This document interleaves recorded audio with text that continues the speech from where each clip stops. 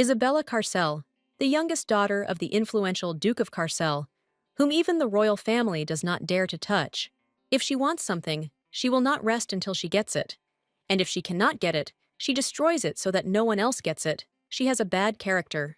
And the treasure that the girl wants to get the most is the girl. The crown prince, Christopher von Idris, is here. And somehow he won her heart. Beautiful appearance, strength capable of lifting one to the very top of the empire. Maybe it's because he is the owner of the precious stone, the heart of the earth, which is located in the dungeon of the palace. All of these reasons are wrong. Although she wanted the heart of the earth, Isabella wanted something much more special, namely Christopher, who turned into a wolf every full moon due to a curse. In other words, she did not desire the man, but his wolf form. Isabella, enchanted by the rare silver fur and bright golden eyes, decided to take the place of the wife of the crown prince, whom she had previously had no interest in order to get Christopher. After all, then she will be able to own it alone. However, Christopher already had a lover. Wolves are attached to one partner for life. He couldn't leave his love and choose Isabella instead. Eventually, she decided to change tactics. If she can't be with him, she will make him come to her himself. She just needs to remove the prince from the place of heir to the throne. The most important thing is to find his flaws and weaknesses. Isabella had no problem destroying what she was obsessed with. She used a crazy method that would never have occurred to a normal person and drove Christopher into a dead end. This is a mania that is so frightening that it gives you goosebumps, a terrible desire to possess, even at the expense of one's normal mental state. They were characteristic features suitable for a villain, and that is how Isabella met her death. At the hand of Christopher, whom she so desired to have. Like every villain, she disappeared from history after justice was served. The servant turned to her and asked if she was okay, to which Isabella replied, "Of course." After all, she became that very Isabella Carcel. Not only did she suddenly take the place of the stranger, but she also took the place of the villain in the novel, the villain who cut the throat. In the end, somehow the real Isabella died, and she ended up in her body. Although she doesn't know why this happened, she knew one thing for sure. In reality, she died and still remembers it clearly. The car that hit her while she was crossing the road, and the pain that tore through her entire body. That's why she was very surprised when she woke up. There wasn't a single scratch on her heavy body. But most of all, she is surprised when she sees this face. It's been a week since she became Isabella, but she still can't get used to it. If you look at it like that, she really is a beauty. Even if the eyes are a little gloomy, it's most likely because of the atmosphere. It's quite scary. Or it's just the effect of the villains. The maid asked if she could fix her hair a little, but she liked everything, so she asked to continue. Then the maid began to braid her hair. Isabella gradually gets used to this life. After all, she still won't be able to get out of this body. She uses this chance without regret, because, apart from that sudden incident, Isabella's life is ideal. She was born into an incredibly wealthy family. In other words, she can now become immensely rich without doing anything, something she could never dream of in real life. And she's not sure if she felt sorry for having to play the villain, or if it was some kind of correction. But her story has not yet begun. The plot of the story will begin in a month. The main character, Hannah, will temporarily lift the curse from Christopher in wolf form. Because of this, Christopher will become attached to the girl, and then they will start an affair. Ultimately, Isabella will interfere in their relationship. Afterwards, she becomes madly obsessed, but she does not intend to interfere with the plot of the story and will live there forever. At least that was her goal. Isabella stood with a frightened expression on her face. Her brother Oliver brought a wolf because she loves them so much. And not just black, but silver. The only silver wolf in the empire that she knows, the damned prince. Christopher, with bright yellow eyes. She couldn't believe why he was here. Maybe she would die earlier than in the original story. Isabella sat on the sofa, deep in thought. She looked at the key, and only one thought was running through her head. How did this happen? Isabella clutched the key in her hand, remembering her brother's words. The more ferocious the wolves are, the more fun it is to tame them. Let him try to tame him. And who needs to be tamed? In any case, it doesn't make sense now. She felt like she could fix everything. It wasn't Oliver who initially caught Christopher, but Isabella, the owner of this body. Isabella, a keen hunter, discovered a rare silver wolf and captured it, but she had no idea it was Christopher. Although, given Isabella's character, She would have caught him, even if she knew for sure. In general, she met Christopher before the main character Hannah. However, until the storyline began, she didn't know that this wolf, Christopher, had a curse placed on him that would start to take effect when the full moon rose. Having fallen for the Empress's trick, he drank poison that strengthened the curse and was no longer able to turn back into a human. That's why Isabella never met Christopher outside of his wolf form. But the most important question is, how did she know that he was that wolf? It's most likely because of his bright yellow eyes. Observant Isabella, seeing his amazing eyes, immediately realized that he was the one she was looking for. Isabella was happy that she found the lost wolf. But it didn't last long. Seeing Hannah next to him, she felt angry and jealous that she couldn't have him and eventually went crazy. Knowing better than anyone else that their meeting would be the beginning of misfortune, he did not even go near the hunting grounds. When the lady invited her to hunt, she refused under the pretext of illness, because it would have been better never to meet until Oliver captured him. The fate of the original is inevitable, no matter how hard you try. He just threw a nuclear bomb in front of her. Isabella sighed heavily. She didn't understand why he did this to her. The wolf growled very loudly. Then she ordered him to be quiet. At first, she was so scared that her legs were shaking, but people adapt faster. He was caught by another person, so it's unclear why he's barking at her. Now she is more offended than scared. Isabella sat in front of him and watched. Apparently, he didn't like her, but she didn't really like him either. And why she is talking to him, she also doesn't understand. After imprinting with Hannah, he retained his sanity even while transforming into a wolf. And she doesn't know how it was before. Then she asked him to let you go. But he only continued to growl. If he promises not to eat her, she will let him go. And also asked him to nod his head if he understood. Well, the wolf just stood in his aggressive stance. She asked him to calm down, because she was not going to do anything. He came closer to the cage. Isabella can't say whether this creature has intelligence or not, but she knows one thing for sure. For the sake of her neck, she should never let him go. At least she could let him go after he became human again. The problem is that only the main character is able to break Christopher's curse, and she will appear only in a month. They have to live together for a whole month. He turned his head away indignantly, as if he understood what she said. If she were the main character, she would have immediately dispelled the curse. If she had the ability to cleanse, this terrible situation would not have happened. The main character, Hana Manhwa, was an outstanding sorceress and showed an extraordinary talent for purification. And this purification, of course, also worked on the poison that struck Christopher. When a month had passed since the wolf was captured by Isabella, Christopher found an opportunity to escape from her, freed himself from the clutches of Bella, wandering aimlessly around the north in the form of a wolf. He met Hannah. She immediately realized that he was cursed. She cleansed him of the poison and returned him to human form. But the timing was unfortunate. Perhaps he spent too much time in the body of an animal. Christopher, who followed only his instincts, felt Hannah, reveling in the seductive pheromones, and then a scene of the genre 18+ happened. Isabella doesn't have the ability to cleanse, so without the experience of human life, her scenes would be completely different. A scene from a horror movie full of screams, blood, and mints. Since she's not Isabella, she has no reason to be overly obsessed with Christopher. It would be nice if she could just let them meet. When the time comes, he will find the main character himself, as in the original. From then on, he will be under her temporary protection. Isabella will protect him for a month, and then send him to the owner. You need to imagine that she is raising a puppy, because it will be more convenient. Here she noticed that he had serious wounds. Wounds left by the assassins sent by the Empress. Wounds from Oliver, even wounds from the electricity in the cage. Looking at this, it's hard to blame him for being aggressive. She decided to cure him first, and maybe that would bring them closer together. Isabella asked him to wait patiently. He seemed to have calmed down a little, but it was not to be. He started growling and barking again. She canceled her praise and said, "What a cur!" She returned holding a plate of food in her hands. She carefully moved it towards him and told him to eat it. Isabella began to watch him. It would be nice if he were always so calm. As she came a little closer, he growled. At first, he was so wary that he didn't even look at the meat. But now he doesn't look at her. He had changed a little. Isabella spent most of her time with Christopher. There was nothing to do anyway, and to kill time, she would get closer to him. 3 days passed. but he simply got used to her as a person who gives him food. East or west, everywhere the one who feeds is the best. She did this in the hope that in response to her care, he would trust, and his perception would definitely change.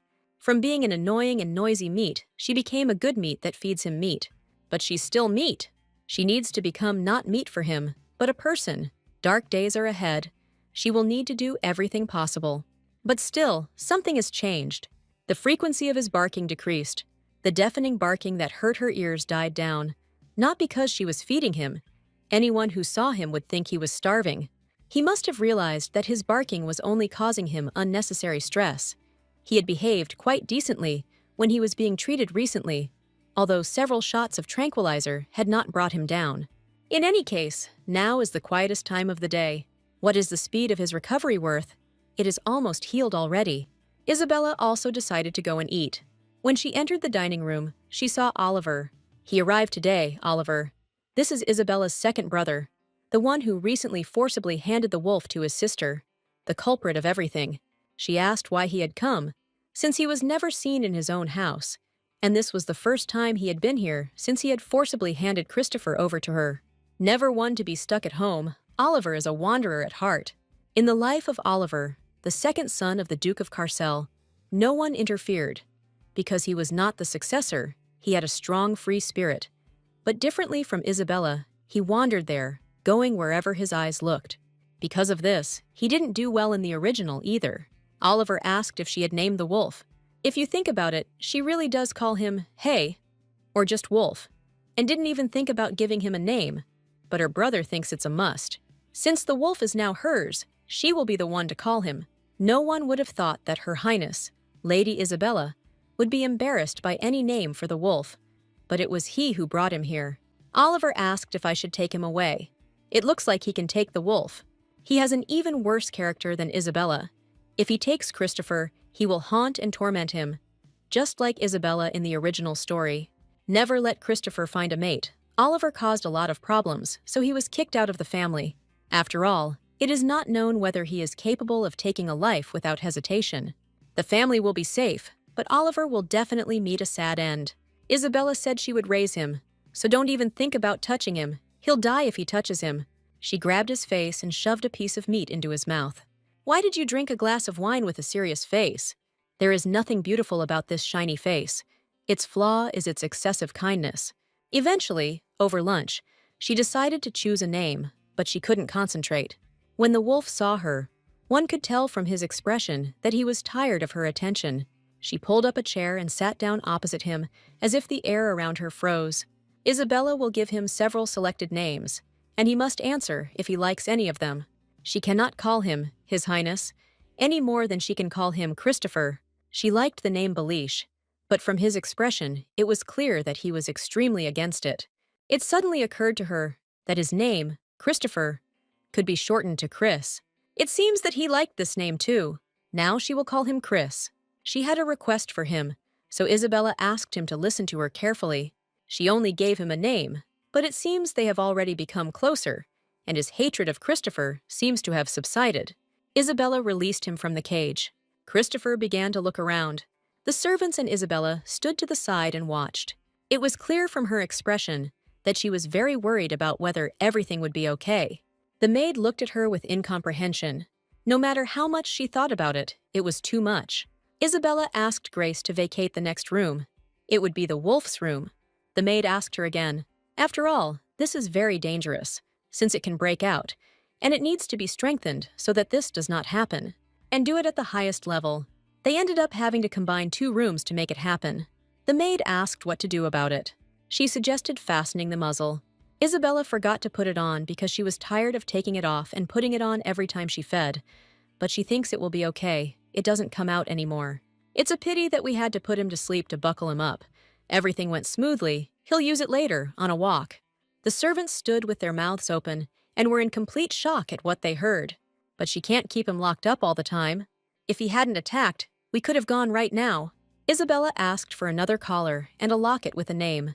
Chris's name, and her name and address should be engraved on the back so he could return. The maid asked if anything else was needed. There were people who wanted it. She assumed to kill. Grace doesn't understand that even an elite assassin won't be able to finish the job. The rival, the Empress. Grace must have beheaded before she even got close. Rumors of a silver wolf in their castle, that's a problem. They're far from the capital, so rumors don't spread instantly. It would be a completely different story if the Empress had carefully searched for Christopher. If she finds out Christopher is here, she will send an assassin to get rid of him or demand that he be taken away. Christopher won't lose to the killer, so there's nothing to worry about. But we can't allow contact with her. He hates things like this and hopes that everything will go smoothly.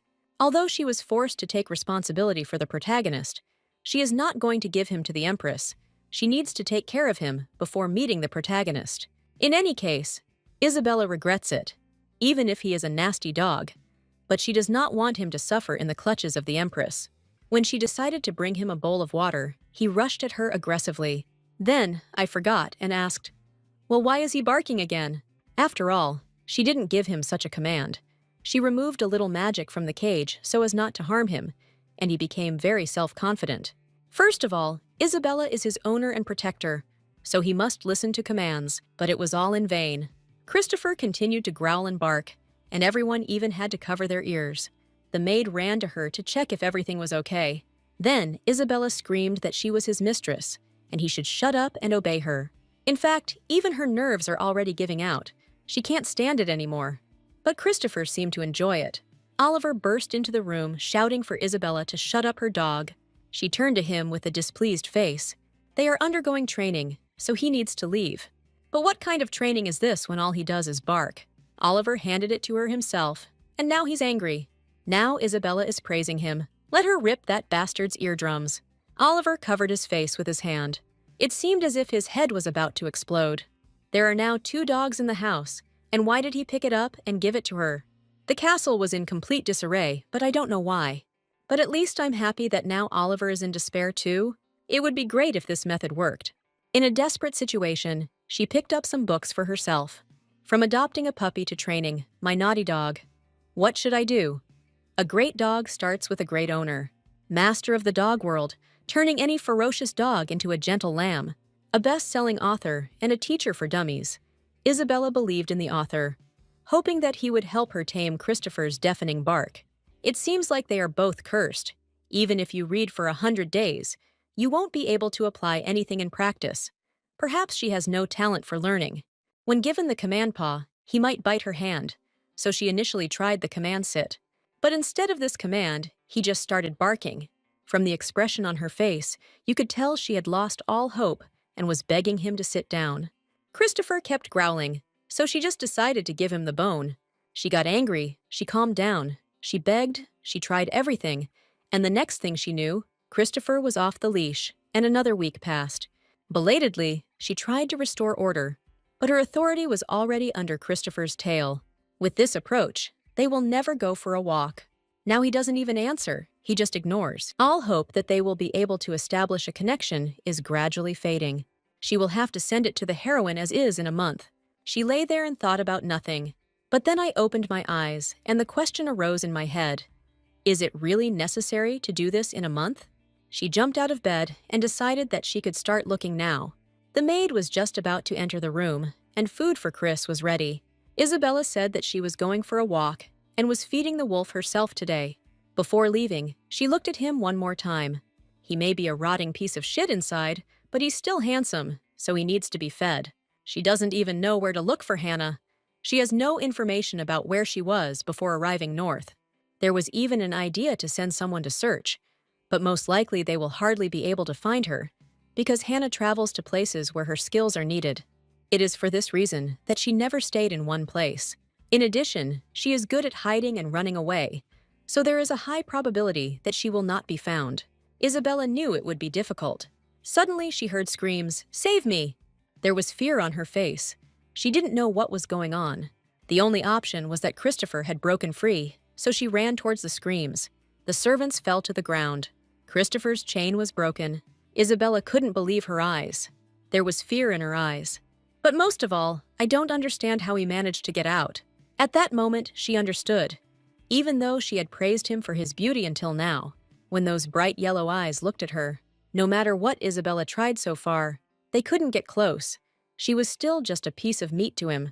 The guards ran up to her. Grace's maid and brother Oliver were also moving in her direction. Isabella didn't know what to do. Her body was hard as stone. She couldn't move. The brother and the maid screamed, "Isabella!" Christopher was flying straight towards her. She was completely at a loss. Then she clenched her fist and hit him with all her strength. Christopher didn't expect such a strong blow. But Isabella apparently didn't expect this either. The brother and the maid stood in shock. Christopher just lay there and didn't move. Isabella has an exceptional fighting talent, a talent that is only found once every century. To some extent, ball control is also ideal archery, not to mention shooting weapons. She even knows how to handle a mace, and her innate sense of combat was as good as Leonard's followers. Although Isabella had a rather nasty character, the family had high hopes for her, even the elders, although they were unhappy with Isabella's behavior, which is why they clung to her at every step, still admired her genius, so they tried to pacify her. Finding something interesting was more important to Isabella than being a genius or the strongest. Although Isabella was only causing trouble, the highly respected man had to bite his tongue and take his hands off her. The Duke and his wife thought that these were just childish pranks of their daughter, and to put an end to them, they sent her to Jito at the call of the king. Left alone, Isabella wandered throughout the north like an unbridled foal. Christopher stood up and brushed himself off. She had the feeling that he was just testing her. Isabella didn't know that she was so strong. Everything happened very quickly. Isabella walked up to him and touched his neck with her hand. She shouted, "Stand still!" And she also ordered the maid to bring the muzzle. Somehow they managed to button it up. At some point, Christopher pushed Isabella away with his head, and she fell to the ground. The wolf raised his paw and tried to step on her. Then she kicked him with such force that he again flew back several meters. He kept his eyes on her as he flew. Isabella won this fight. It even seemed to her that he might not be able to walk again. She picked him up, threw him over her shoulder, and carried him into the castle. She is ashamed that she still trembled so much in front of him. Even though she carries Christopher in her arms, she doesn't strain herself at all. Apparently, she's that strong. Oliver folded his hands in front of him and said, "This is my little sister, wonderful." He had to stay to see one dog defeat the other. Apparently that's all he can say to his little sister, who just fought a huge beast. Oliver said that she is a beast herself. If she hadn't been carrying Christopher, she would have caught up with him and kicked him in the ass. Because brothers don't talk to their sisters like that. But she wasn't going to waste time sorting things out, especially with this idiot. In the corridor, Isabella met a maid and asked her to bring a doctor to Chris's room. When they entered, Chris was quite nervous. She put him back in the cage. As it turned out, the lock was not broken, and now the question arises as to how he was able to get out. But Christopher just looked at the floor with a guilty face. Isabella smiled and said, "Oh well, she hopes he doesn't think of her as food anymore. Now, he must understand that she is his mistress." After the interrogations were completed, the culprit of Christopher's escape turned out to be the maid who brought him food. Among the toys given to Christopher, there was something very valuable. The maid opened the door wanting to take this thing, and Christopher ran away. After learning the whole story, Oliver insisted that the maids cut off the hand. She did so without knowing the main thing. The maid was in danger of serious injury, so in the end, she quietly quit herself. Because of Oliver's character, there is a possibility that the punishment will happen behind the scenes. Without her knowledge, she did not have so much time to waste on the fired maid, so this matter simply passed her by. She saved her life and let her decide for herself how to survive. Isabella reached out and asked Christopher for his paw. A whole week of training had already passed by now. Christopher simply barked, and Isabella looked on and was touched. Then he came up to her and put his paw on her hand, and she in turn praised him. Then she put a plate of meat on the floor, because he deserved it. Christopher began his meal with great pleasure. Training is progressing well. Isabella noticed that Christopher had gained weight, and now they could finally go out for a walk. He definitely needs to shake things up, especially cut off the fat. Otherwise, he will soon become a pig. After these words, Christopher began to bark. It's as if I understood the words about cutting off the fat. She apologized to him and told him that he could eat as much as he wanted. Isabella just wants him to lose the fat and appear handsome in front of the main character. She asked him to stop because he wanted to hurt her. Isabella walked over to take the muzzle. If he wanted to go out, he had to endure it. But Christopher just shook his head, showing with his whole appearance that he didn't want to wear it. With this muzzle, he will become a kind puppy. As soon as they put it on, they immediately went for a walk. Christopher lifted his leg to do his business. Isabella knew it was a wolf, and sooner or later it was bound to happen. She also noticed that he was constantly looking back. At that moment, when he turned away out of awkwardness, she remembered a moment from the book. Looking at the owner as if apologizing means protecting the defenseless owner. She turned to him with the words that he should not worry, because she was able to protect him. Christopher didn't look back again. It seems like when she looks, he feels ashamed. Isabella shouldn't look too hard. At that moment, Christopher tugged on the leash. He ran at incredible speed, as if he saw something. Then, looking up, Christopher began to bark aggressively. He ran to that place because he saw a crow on the tree. Isabella tried to calm him down, but Christopher had no intention of listening to her at all. She didn't understand what was wrong with him. So I took the initiative into my own hands and decided to drive the crow away. At that moment, she had a bad feeling. She shouted again for the crow to go away and not torment him. Christopher watched the bird fly away, but his aggression did not go away. If it were not for Isabella standing next to him, he would have rushed to catch it. She was trying to calm him down. Isabella began to tell the maid about the crow and how Christopher went crazy when he saw it. The maid suggested that most likely he just wanted to hunt her. Because he is an animal, he was locked up, and he was very stressed, not having the opportunity to hunt. Grace may have been right, but she herself felt somehow uneasy when she saw this bird. Another maid opened the door. She could not find the words to describe what was happening. It turned out that he had made a real mess in the room. Christopher just looked at Isabella with a guilty expression. She assumed he had been bullied by crows as a child, but if not, he wouldn't have looked so anxious. Isabella tried to calm him down. She said that everything was fine. She opened the cage for him to come out, and she opened her arms, showing that she only wanted to hug. But Christopher flew out and rushed past her at lightning speed. She smiled, thinking that it was a dog after all. But Christopher just rushed into her room, jumped on the bed, and waited for her to come. For Isabella, it seemed very sweet, but the maid took it in a negative way. She said, "What a nasty brute." She asked him to get up, but she really wanted him to promise her that he would sleep peacefully and she would let him stay. The maid was still afraid, because he had already run away and behaved quite aggressively. It was too risky, but she completely forgot that she had invented something stronger. Grace began to think of options. What if he attacks her while she is sleeping, and suggested at least putting a muzzle on him? But Isabella refused, because it would be stuffy for him, and he wouldn't be able to sleep in it. Chris knows his place, so everything was in order. Then the maid would be nearby. Oliver was surprised that Chris was now spending time with her all the time. But really only at night, even though it's daytime and he's lying right at her feet. "He's just a cutie," Isabella said. He asked where Isabella had gone, who had been whipping the animals to make them stronger. But she seemed to be reborn. She realized how disorderly she had lived before. Now her priorities had changed, and she would live decently. Oliver doesn't recognize her because he thinks it's abnormal. She is upset that her brother is talking like that, and she ordered Chris to bite him. He snuck up and started growling angrily in his direction. But Oliver was just joking. There was a knock on the door and the words, "I am the master," and he was allowed to enter. Isabella immediately understood who it was. It was Baron Simon, the vassal who dominated the duchy. He was downright surprised to see her, since they hadn't seen each other for a long time. Suddenly, his gaze fell towards the wolf. Simon hadn't seen him before. Christopher was heading towards him angrily. Baron Simon, instead of the eternal wanderer Oliver, and Isabella, who constantly gets into trouble. He is the real bearer of power in the duchy. Tired of his grumbling, Isabella ignored his greetings and sometimes got angry. But she was not the same Isabella anymore. Christopher continued to growl at him. She tried to calm him down, because he was her ward, and there was nothing to worry about. Most likely Simon came here on business. That look of his gave everything away at once. This crazy duchess is raising a dog just like her.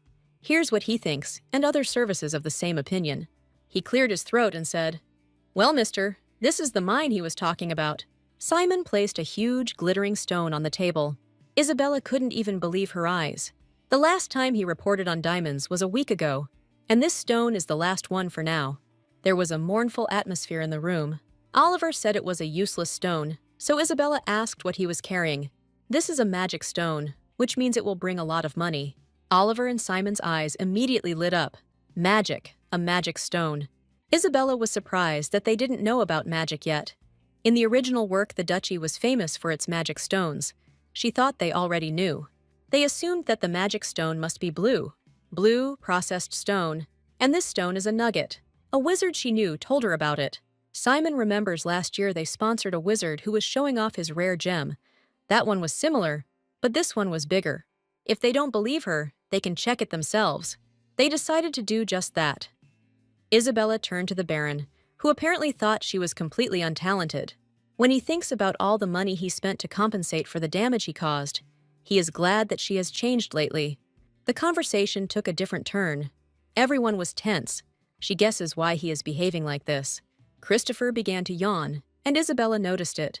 She immediately realized that he wanted to go out. Simon stopped her.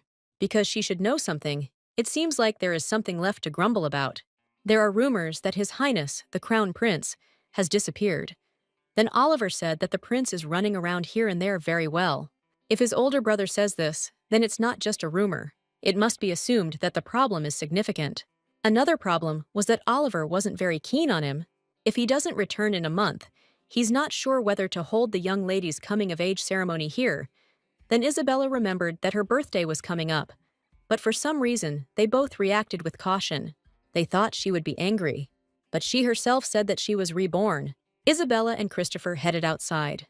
Originally, the coming-of-age ceremony was supposed to be a grand affair in Jito.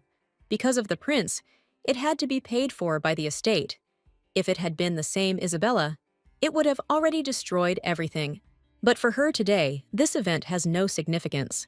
The approach of the coming-of-age ceremony only means the approach of the original events. It's not long until Christopher's transfer day. Soon he will be able to return home.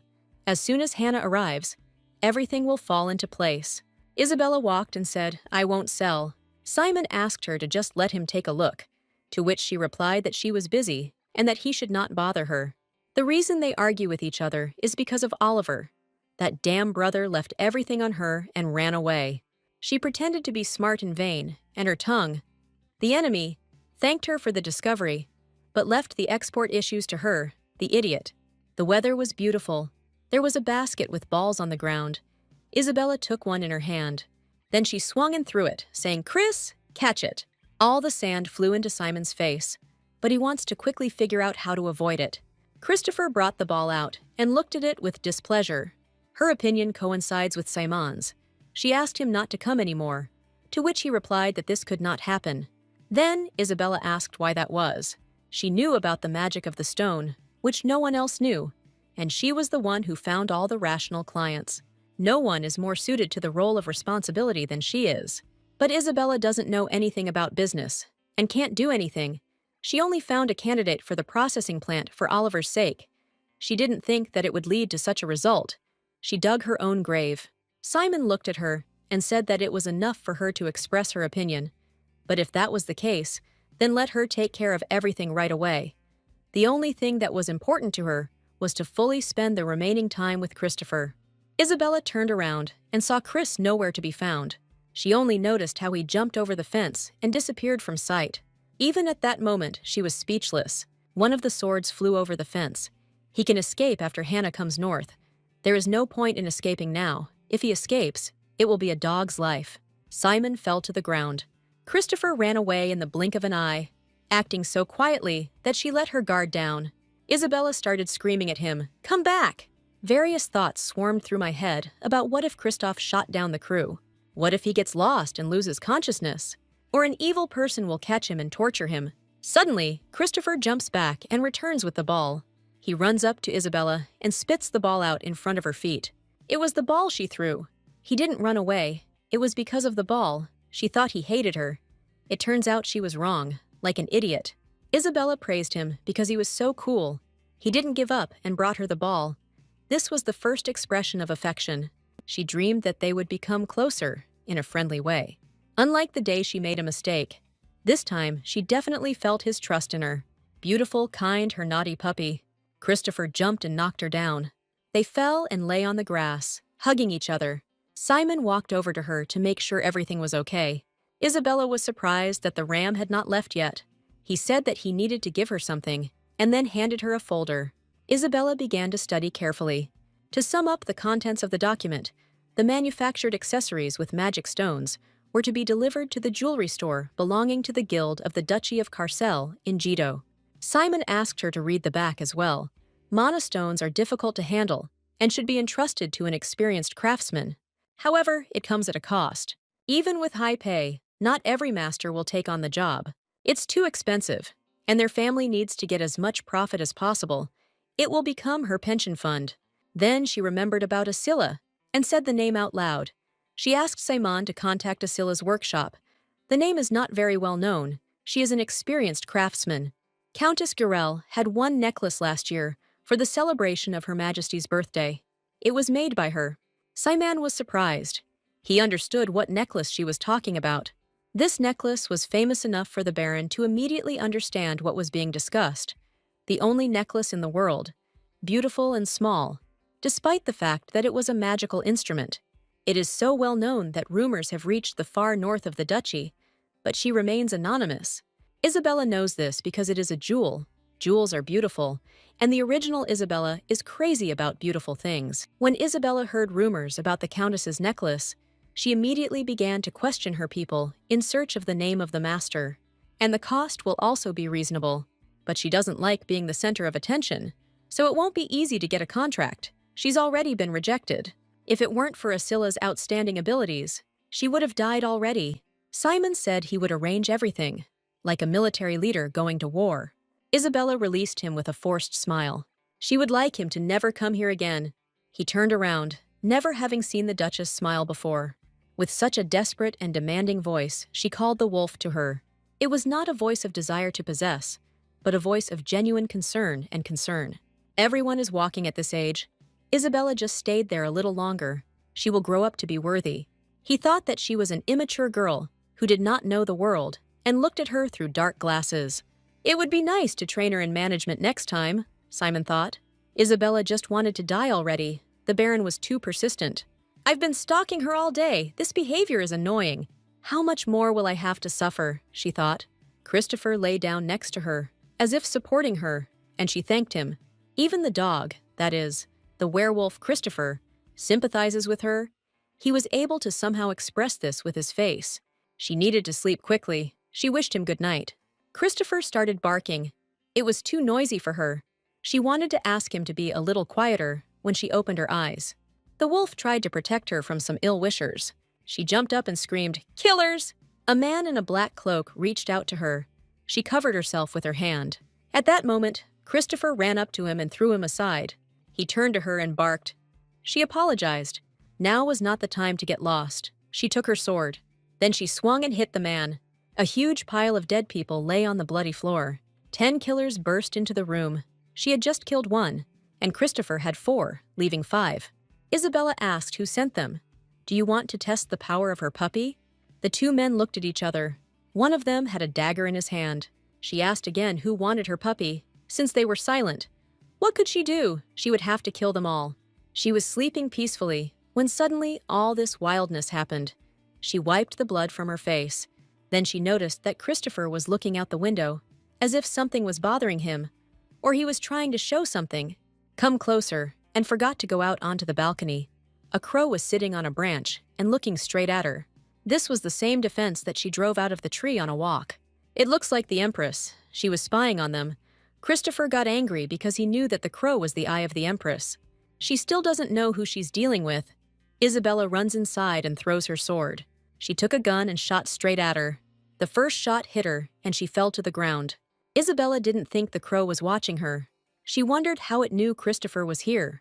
It was her mistake that she guessed. Knowing that the Empress used her familiar to manipulate birds, the familiar, a magical, theriomorphic spirit serving the witch, was unprepared for this due to her complacency. She walked up to Christopher. He didn't look so good. Then she hugged him and said that everything would be fine. She saw a scratch on his side. He was wounded. Blood was running down his fur. Isabella took it and began to wipe it. Christopher got hurt protecting her.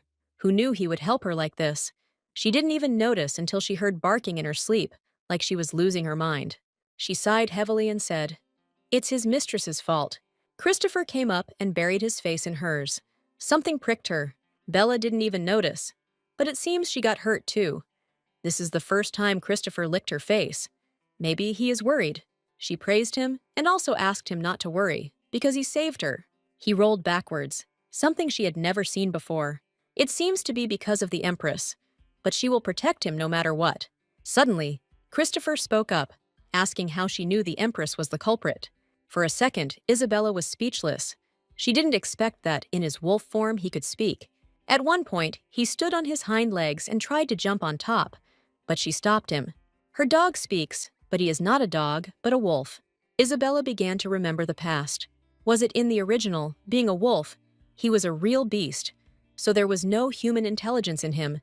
Even after imprinting with Hannah, he could not speak. It was as if this world had gone mad.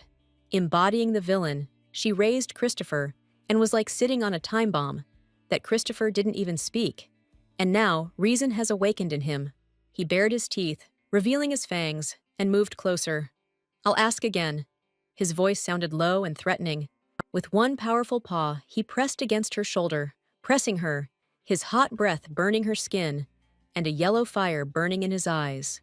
Then, with a sharp movement, he threw her to the floor, without loosening his grip. "How did you know that this was the Empress?"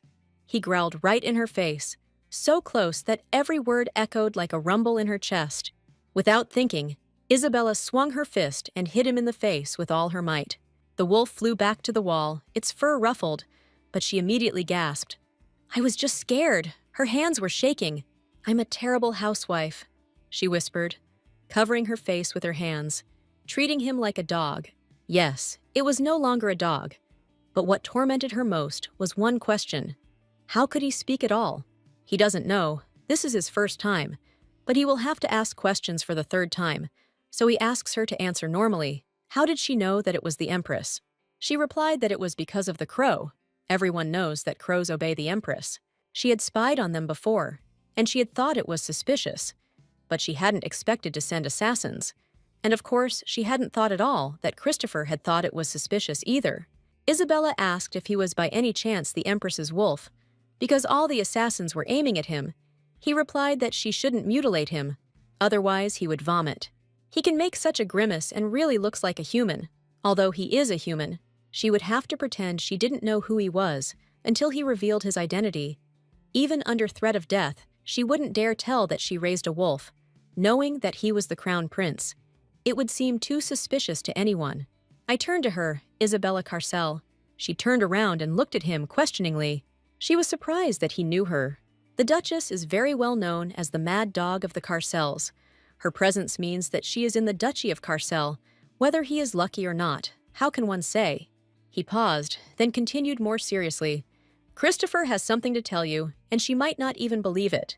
But he is the crown prince of this empire, Christopher von Idris, and now he is under a curse.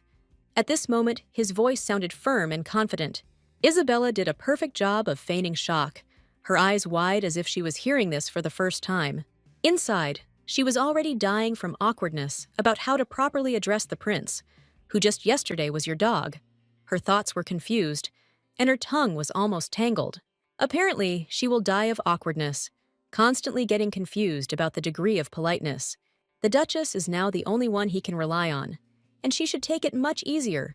But she can no longer believe what happened in the courtyard and what the wolf says.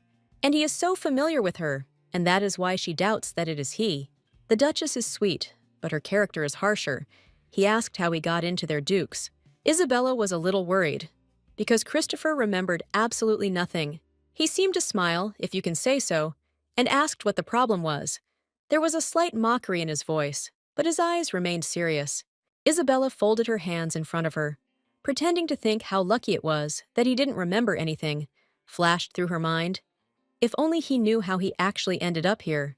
If he found out what had been here before. She barely held back a nervous sigh. Now he realized that she was his mistress, and it seemed he took it for granted. Even if she gets arrested for this, he won't say anything. Her second eldest brother brought him here, wounded. He brought it intentionally, but even under threat of death, she wouldn't say that. The second one is Oliver. He became curious. They didn't raise him to eat him. How can he even say such a thing when she raised him with such love? She gave him the best quality meat. He slept on the softest pillow.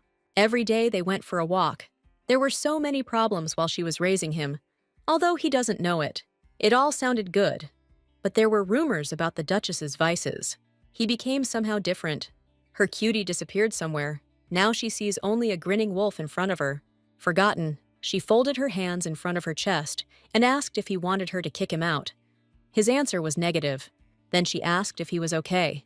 When he wanted to answer, she covered his face with her hand and gestured for him to be silent as the servants were coming. The whole crowd burst into the room. They are on time.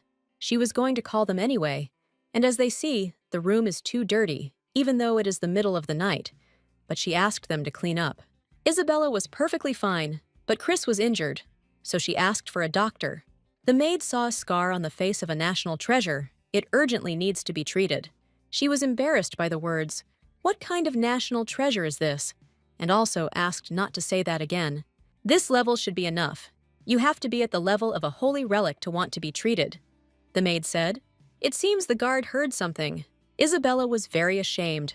Her face was known throughout Jito, but she didn't understand what a treasure it was. She agreed and said to treat her. The maid would take care of her. No matter how strong Isabella is, meeting the Baron, the raid of assassins, and even the talking Christopher, she is unable to stop shaking. He had one more question. After the healer returned, Christopher began asking her how many days he had been here and how things were going in Jito after his disappearance. She answered the first two questions honestly, but was already ready to die from fatigue. Isabella turned to him, at which moment Christopher jumped. He must understand that now His Highness is her dog, and he has a nice leash. Now he is her property. It is difficult to claim ownership at the first meeting. She took care of him for almost a month, so she has every right to do so. Therefore, this is the mistress's order. She asked to continue tomorrow and plopped down on the bed. Isabella fell into a deep sleep. She was too tired after such a stormy night. But Christopher heard something completely different. He heard that her temper was tyrannical and incorrigible. Who to kill this time? It was so bad that the rumors reached his battlefield, so he knew how serious it was. But rumors are always exaggerated. When it came to her younger brother Leonardo, her face became hard, but she was far from a tyrant. This voice and warm attitude, she did not even think of suppressing and dominating over it. He says they've been living together for about a month now. Maybe it's all because of this. Now he is her property. It was a kitten bite. What an interesting woman. Christopher looked again at her sleeping. The crown prince couldn't sleep on the worn-out dog pillow, so he lay down next to it. Isabella heard some noise, opened her eyes. Christopher was standing above her. He scared her a lot, but she didn't understand why he was behaving like that. It wasn't even 10 o'clock in the morning yet. Apparently, she had a dream or something happened while she was sleeping, and he became a wolf again. She'll go crazy, confused about where Christopher is and where Chris is. Suddenly, his mouth opened, and he quickly closed the distance between them, so fast that she didn't even have time to dodge. Sharp fangs sank into her lip, biting through the tender skin. Warm blood immediately appeared on the surface, and Isabella froze in shock. Christopher narrowed his eyes and began to slowly lick the scarlet drops with his rough tongue. There was some kind of eerie tenderness in his movements. Isabella looked at him in horror. Why did he suddenly do this? Her eyes wide open in horror. She got angry and asked what he was doing. He just said it worked and was very pleased with himself. After which, she forgot to hit him on the head. He asked if it was too cruel, as if all he cared about was biting her lips when she wasn't even awake yet, and also expecting him to apologize. Christopher bit because he was hungry. He was joking. That was not the point at all. When he woke up, he couldn't speak, so he woke her up. But her lips smelled very delicious. It seems like he has forgotten his place. Isabella looked at him angrily. Perhaps he should show again who is who. It probably works when he tastes her blood. Yesterday and today, he found his voice when he licked her blood. Come to think of it, it actually happened after he licked the blood off her cheek. According to him, her blood has some special power. Perhaps the gift of purification, like Hannah's. But if this were true, then he would become a man. That's why he says Duchess. Christopher wishes he could lick her blood. It's as if he's mocking me, although outwardly he's a wolf. But inside he's a man, a human being. It makes no difference to her, even if he looks like a wolf. She doesn't feel any excitement at all. It would be a problem if he was worried about the dog's proximity. However, the next time he needs her blood, let him bite his finger. No need to slobber on her lips. He lowered his head, because he was already kind enough to try not to hurt her. This kind of look on Christopher's face excites her. She asked if he wanted more. He said that would be nice. Isabella feels like a cheated idiot. Isabella took the dagger and pierced her finger. And then she brought it to Christopher, and he began to lick the blood. He licked it so thoroughly, as if he was eating something tasty, and it was very strange. Isabella asked what he was going to do next. First, he needed to contact Leonard. In the current situation, only her blood relative, Leonard, can believe in Christopher's curse. When they finish, he will give her everything she wants. She is his faithful dog. She would do anything for her friend right now.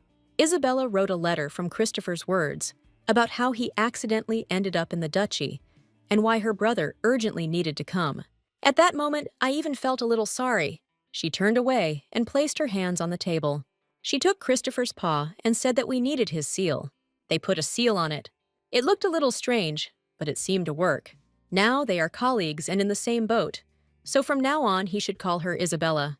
They even shook hands. While he is bound to the curse, they need to become close friends. Isabella handed the letter to the butler and asked him to send it to her brother Leonard. And it was very urgent. There was a look on her face that he noticed early. The young duke was very angry after the night attack on her. The sounds of their night's suffering could be heard throughout the castle, which is why it was so noisy in the morning. He knows that she always refuses, but today they received a lot of really good medicine. He didn't have time to finish speaking. She interrupted and said that she would drink it unconditionally. Let him bring it. He will bring them every day, because as they say, take care of your health from a young age. If Oliver cared about her wounds, it's strange that he didn't even visit her. Isabella found him on the roof of the castle. She tried to touch him, but he pushed her hand away. She heard that he was worried about her, but for some reason, he didn't come himself. The situation is a complete mess. He had a very displeased face. Oliver made the knights run. It seemed like they were about to lose consciousness. Isabella asked why he was chasing them like that. Rats snuck in while they were sleeping, so he chases them away. And he's also worried that she went outside after the attack. This time he will say confidently, dogs are better than people. From today on, she will be accompanied. Isabella began to refuse. He was surprised that after such an attack, she didn't want to. Oliver noticed the cut on her lip, then asked what kind of creature did it. She said that they were fooling around with Christopher. Oliver was outraged that he was bitten by his own puppy. He was gone for a long time, and now, everything is lost. Everything. And this, Her Highness, Isabella Carcel. She has become so soft. Now she walks around bitten by her dog. At that moment, she covered her ears and said that she understood him, to which he replied, I wish I had said so right away. After her defeat by Oliver, she had to return to the bedroom with an escort. She doesn't care if the knight stands at the door of her room, but she won't be able to talk to Christopher that way.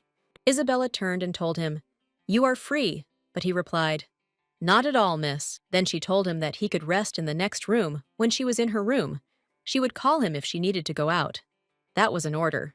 But he went into her room with her. She didn't really want to use this method. But what could she do? So she screamed, Go away, right now. He was scared, but he understood her. Apparently, I should have done it this way right away. Christopher looked at her a little strangely.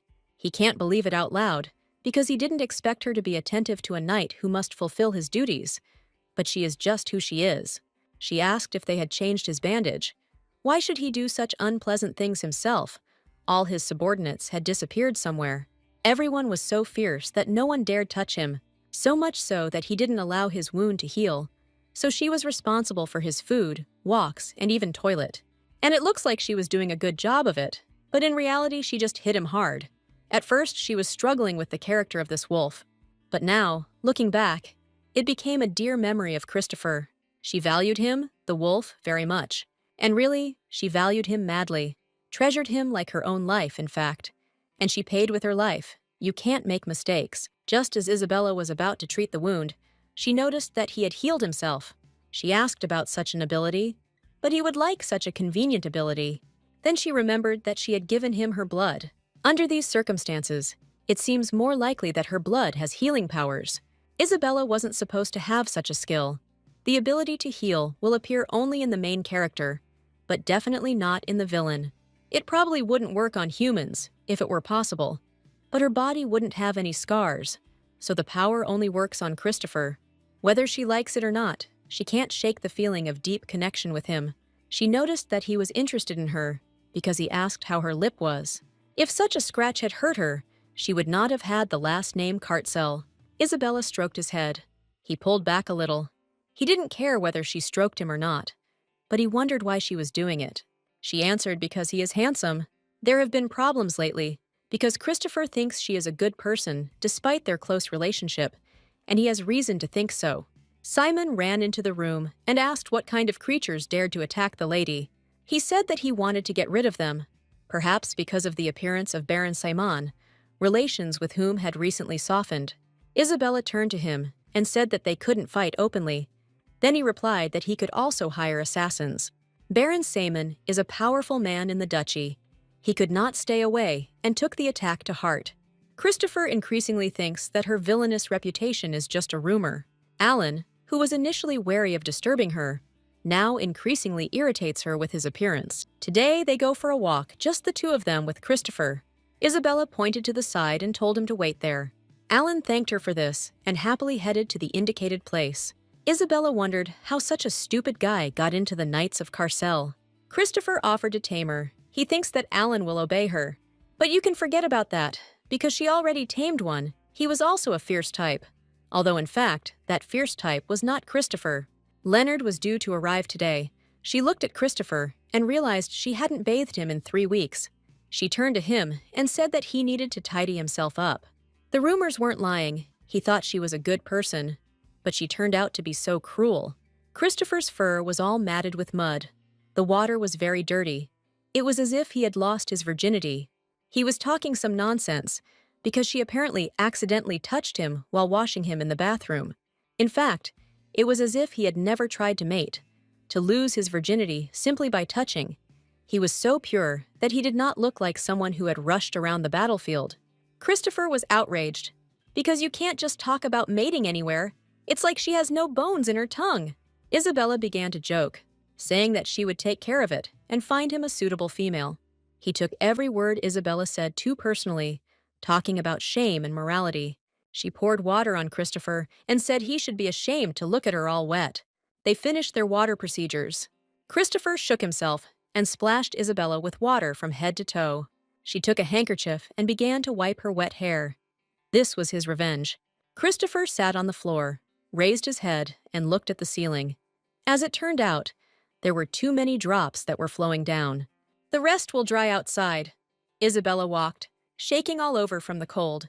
Suddenly, Leonardo's brother called out to her. For some reason, she thought Leonard looked like Oliver. Leonard Carcel, Isabella's older brother. Oliver giggled as he approached her and asked her if she was playing in the water. His underwear was visible. He asked not to insult his eyes and to change quickly, at which point Leonard gave him a good slap on the back of the head. Oliver was right, which is why Christopher stared at the ceiling. Isabella looked at him and asked if he saw anything, but he began to deny everything.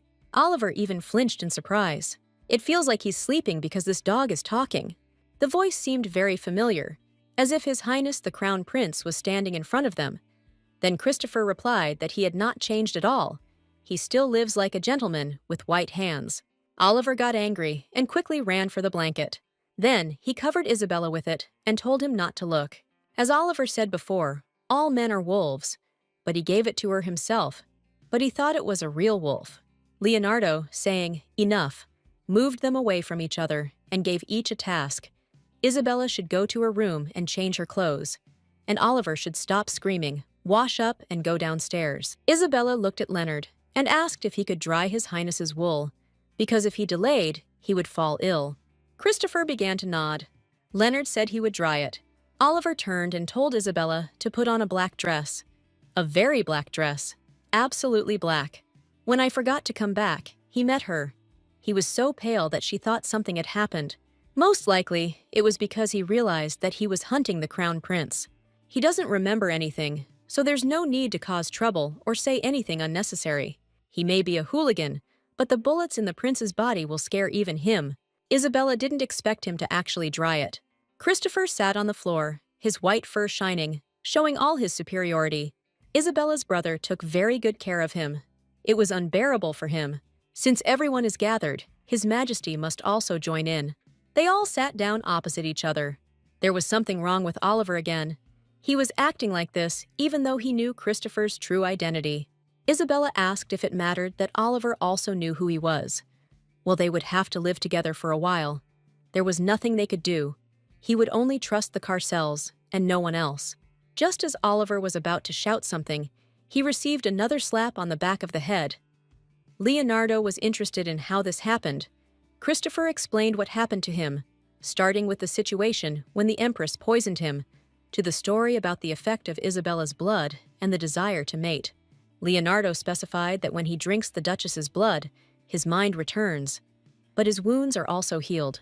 They were silent for a moment. Isabella herself does not understand why this happens. Leonardo suggested that if his wounds are healed, then it might also work on people's wounds. They were curious and wanted to see if it would work on people.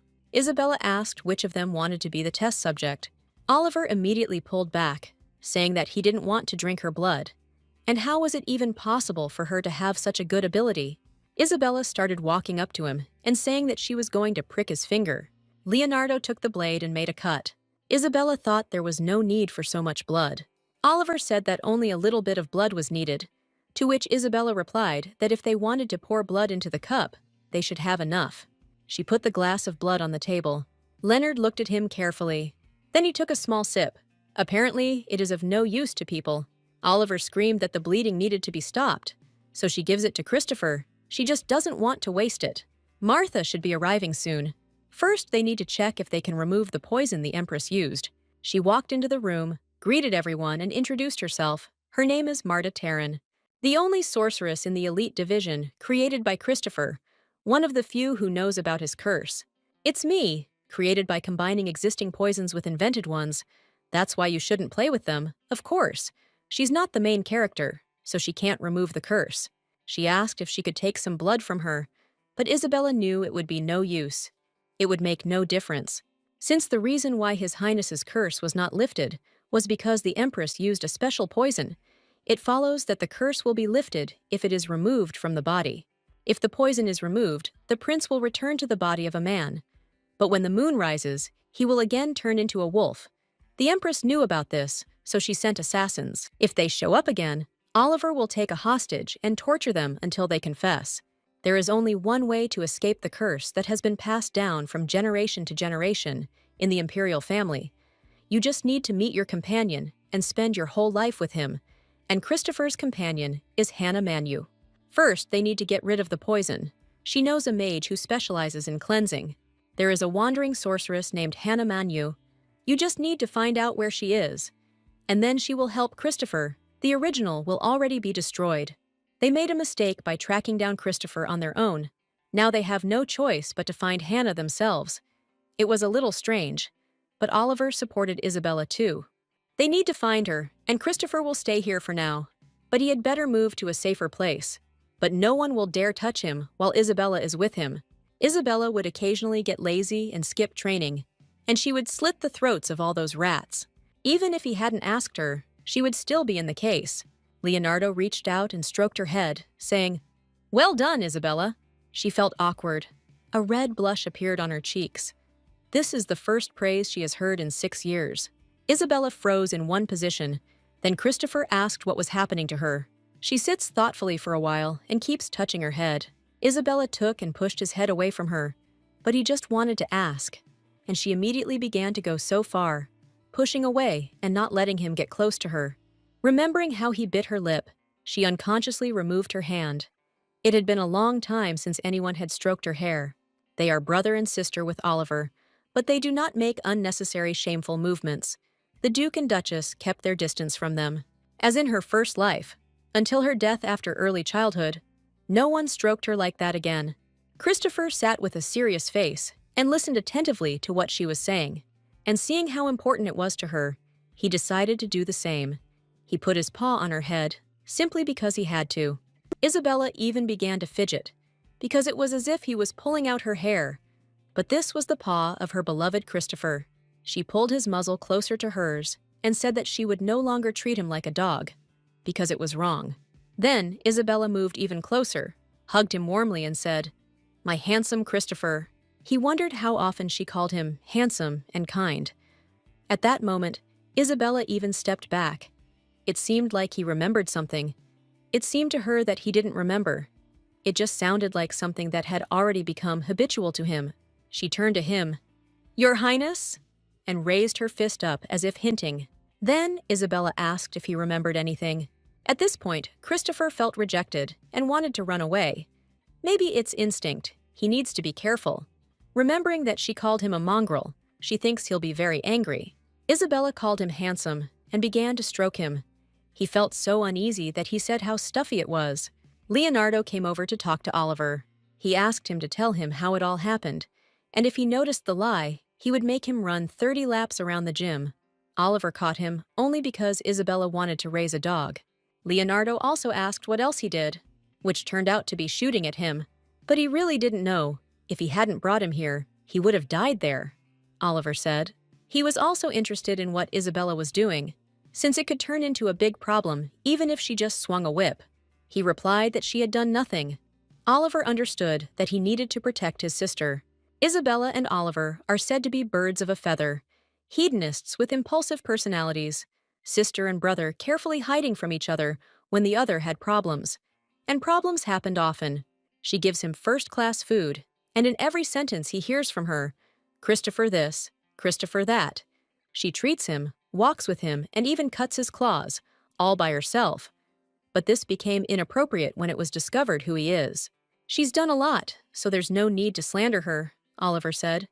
"Isabella has changed a lot. She stopped arguing with everyone, no longer torments the servants. Besides, this business with magic stones began thanks to her." He gave in, and the Baron coordinated his actions with Isabella. He adores her now. Even when she expresses her opinion, he claps like a seal. The Baron seems to be busy trying to sign a contract with Asilla, or something like what Isabella was talking about, but it's still nice. He is now much more interested in her than when she was dangerous and unreliable. So much so that he had to quit his job, move to a neighboring kingdom, and live at home.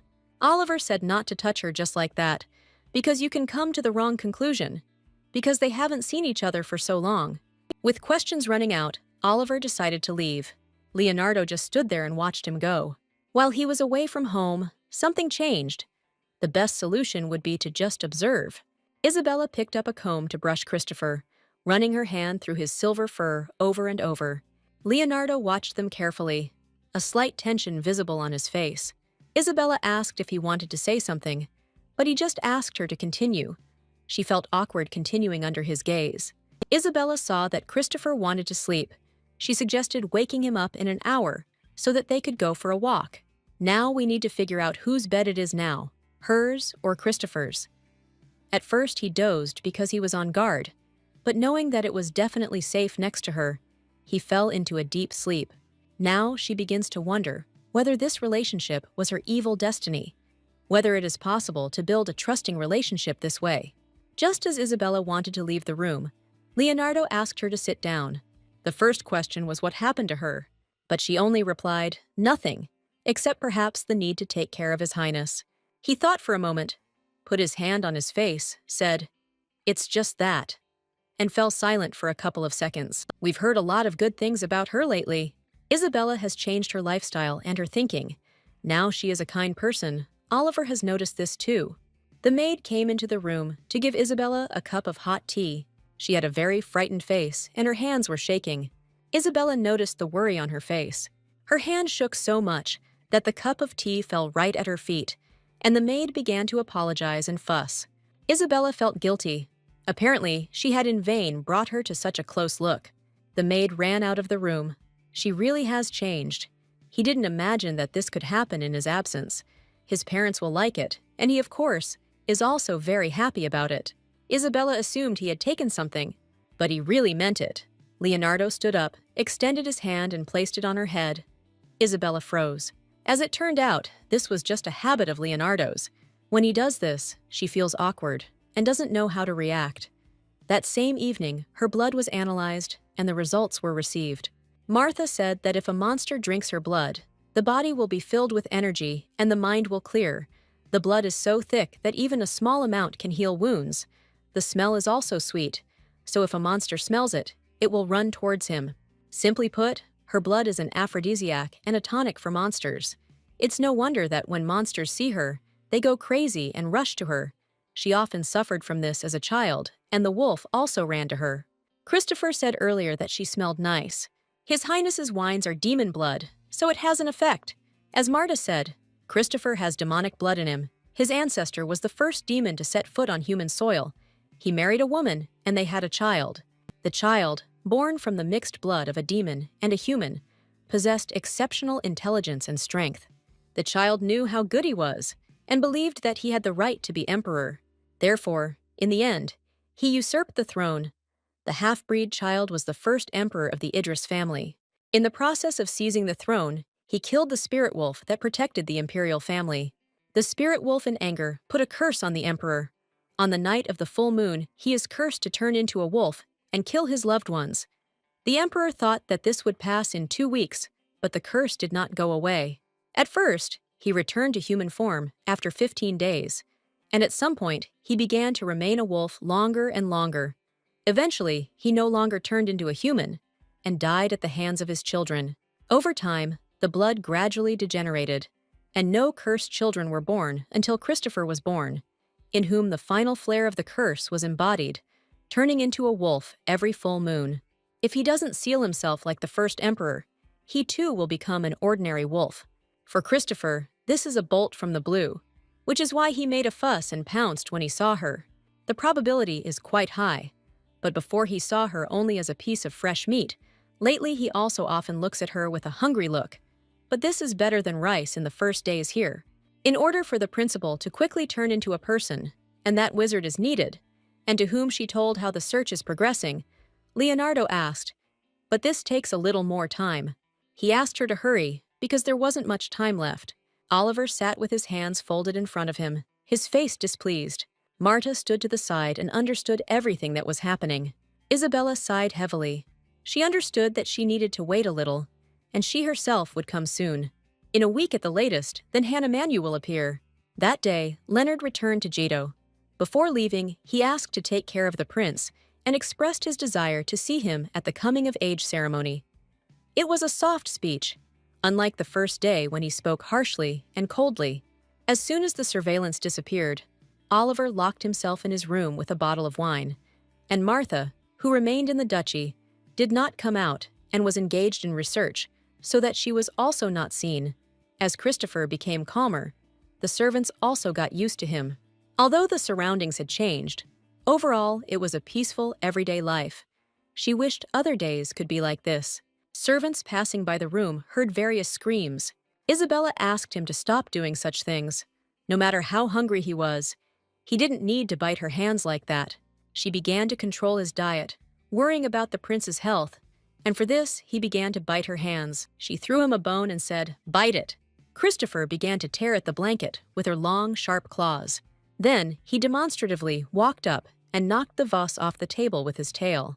He took the curtain in his teeth and pulled it towards himself. He was clearly angry with Isabella.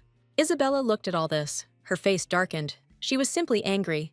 She looked at him with her furious gaze and said, "Enough." Then she clenched her hand into a fist and hit Christopher on the head. It was as if he had learned somewhere to be so angry, as if he really wanted to make her angry. He was outraged that she was scolding the crown prince of the empire. Since he is a prince, he must behave accordingly. But she herself must treat him like a prince, Christopher said. The effect of the blood ended. It didn't last long. Instead of words, there was only barking. Folding her hands in front of her chest, she said that she would not give him her blood because of his disgusting behavior. Isabella decided to punish him. She will not give him her blood until tomorrow, so that he realizes what he is doing. Christopher became so angry that he tried to attack her and knock her down. Then she caught him and threw him over her shoulder. He clearly didn't expect that. Turning her head, her gaze fell on the bed, and she thought that she needed to throw it there. But because of the anger and rage that was inside her, she accidentally threw him against the wall. She even felt a little scared and awkward about this situation. Christopher's gaze was very stern, and he began to bark. She asked him to calm down and speak with words. And so began their game of tag, where her life was in danger in the person of Christopher. They came to the winter garden. Isabella looked towards Christopher with a frightened face. He was getting closer and closer to her. If the main characters were in her place, this would be a romantic scene.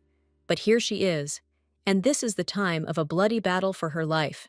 Christopher held her with his paw, and she only pushed him away, saying that she would not give him her blood today. Isabella swung her fist and threw him away from herself a little to the side. Christopher bowed his head to her, probably very upset after the situation that happened in the room. He continued to sit in front of her in the same position, only barked quietly and continued to look at the floor. If it's not possible, then it's not possible. He needs to work on his behavior and habits, Isabella told him. Christopher howled all day from injustice, but she still did not give him blood. And in the morning, he still did not speak. Today, she will give him blood if he behaves well. She held out her hand in which lay the ball. Then she swung and threw it to the side, telling Christopher to catch it, and he immediately ran after it. Isabella sat under a tree and was already starting to worry. Because he had been gone for a very long time, thoughts flashed through her head that something had happened. But then Christopher flies out of the bushes, holding some kind of animal in his teeth. He calmly walked closer to Isabella. Christopher brought something other than a ball, and she tried to take a closer look. He continued to hold it in his teeth for some time. He lowered his head closer to the ground, opened his mouth slightly, and carefully released it. It was a snow-white rabbit. She assumed that by doing this, he was hinting at a truce. Isabella folded her hands in front of her face and wondered where he had learned to do that. She extended her hand to him, telling him not to do it again, and then Christopher drank her blood. It took a little while for the blood to start working, after which Christopher said that he was wrong and would not do it again. In turn, Isabella apologized to him for treating him like a dog, and she would release the rabbit back into the mountains. He simply caught it alive. She smiled, wondering where he learned to be so nice. But if Christopher himself knew the answer to this question, if it is the same with his beloved later, they will be happy. I understand that Christopher was under a lot of stress. She made him promise that instead of overeating, he would exercise more. But that didn't mean they had to get up at dawn. In the morning, he must do a double jump. If he continues to overeat, he will truly become a pig. You just have to look at those fat buns. What should they do with them? They decided that they would run together tomorrow. A strange sound was heard from the kitchen. Most likely someone had broken in, and perhaps they were thieves. There was no suitable weapon nearby for defense. Nothing else to do. If anything, she would just have to tell Christopher to bite him. Isabella opened the door abruptly. They saw a maid who was stuffing herself with as much bread as she could because she was hungry. The maid fell to her knees, cried, and asked for forgiveness and mercy. She has a sick brother. She is the only one paying for all the expenses, and she took her dinner to him. That's why she had to skip meals and steal their food. Isabella remembered this girl. It was she who spilled the tea, and now she's stealing food. I must say that she really distinguished herself. But it's still unpleasant to see a skinny girl on her knees, praying for simplifications. At the time when her dog, Christopher, was so fat, she asked her name. She answered, Lydia. Apparently, she has been starving all this time. Today is the first time that she looks hungry. Isabella prepared the soup and poured it into bowls. She put one plate on the floor and the other on the table and told them to eat. The maid didn't understand everything correctly. She burst into tears and asked not to eat her. She understands that she is guilty. She has sinned against her twice and is very afraid that she will be fed to Christopher. There are too many rumors going around. Lately, the servants had been feeding Christopher without her knowledge, so she thought everything was okay. But they still thought he was a cannibal. Her Chris eats only the best quality meat. He doesn't need someone like her, so let him eat it. While the maid was eating and admiring the delicious food, Isabella asked what her brother was sick with. Her doctor said it was an incurable disease with unknown causes. Lydia's parents died, leaving only the two of them. It was all very familiar to Isabella. She asked her to eat and clean up and wished her good night. For some time, she couldn't even sleep after this situation. She just looked at the ceiling. Her face was sad. Christopher could tell right away that she was worried about that maid. He thought it was very sweet, because she was very caring, but she didn't think so. That's why he found it cute. The only thing that worried her was whether she had been kind to her, because Lydia was lying on the cold floor and was afraid to utter even one word. She has black hair and black eyes. Oddly enough, even her previous home environment was similar. For no particular reason, Isabella would just worry about her. She didn't get enough sleep and kept rubbing her eyes. She was so thinking about that maid that she couldn't fall asleep.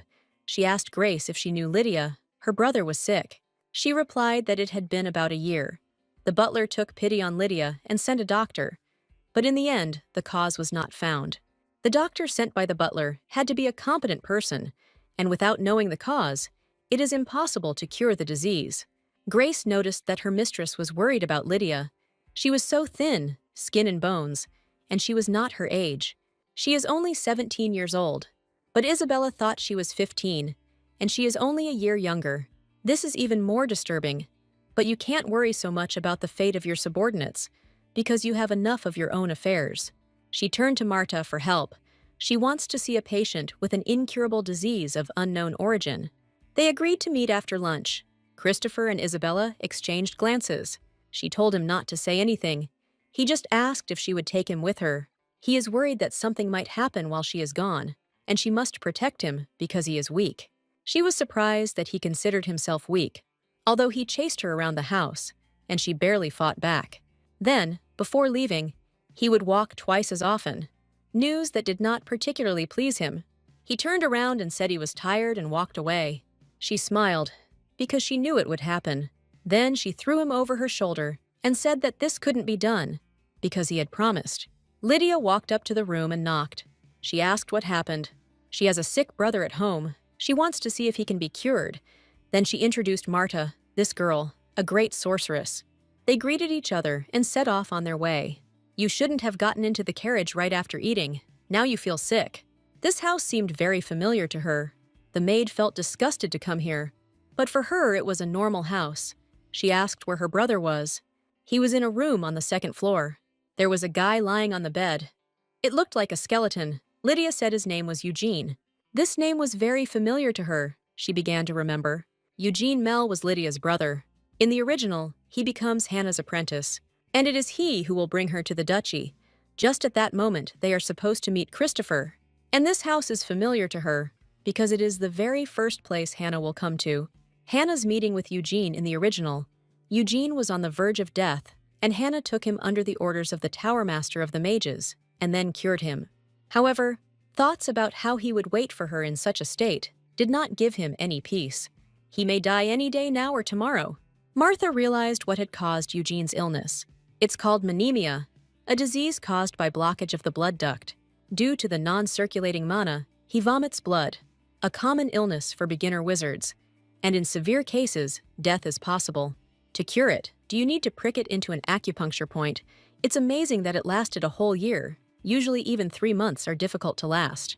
Video of how big the mana volume is increases it even more. Martha noticed that something was wrong with Isabella. If Eugene is cured now, Hannah will not enter the duchy. Eugene is no longer in danger of dying. Even if left as is, he will not die. But for Christopher to return to a human body, Hannah is absolutely necessary. Grace asked if they succeeded. Apparently, this is such a serious illness. It is too late to treat my brother. Tears flowed from her eyes like a stream. It was hard for Isabella to see her tears. She walked up to Christopher. He had been watching her from the very beginning. I watched, believed, and relied on her help. She squatted down, bowed her head before him, and addressed Christopher, Your Highness. Isabella asked him not to worry, because she would do everything possible. Putting her hand on her heart, she said that she would definitely free him from the curse. Her hand reached out to his face, gently and caringly. Then she moved closer, tilted his head slightly, and kissed his forehead. This confused Christopher a little. He even felt at a loss. If she says so, he will have to believe her. If he does not manage to find Hannah, Christopher will be in big trouble. But Isabella knew she might regret her decision. She stood up and asked Martha to cure Eugene. She understood that she had turned the whole plot upside down with her own hands. She would have to bear responsibility for this. Martha looked at her and replied, Yes, lady.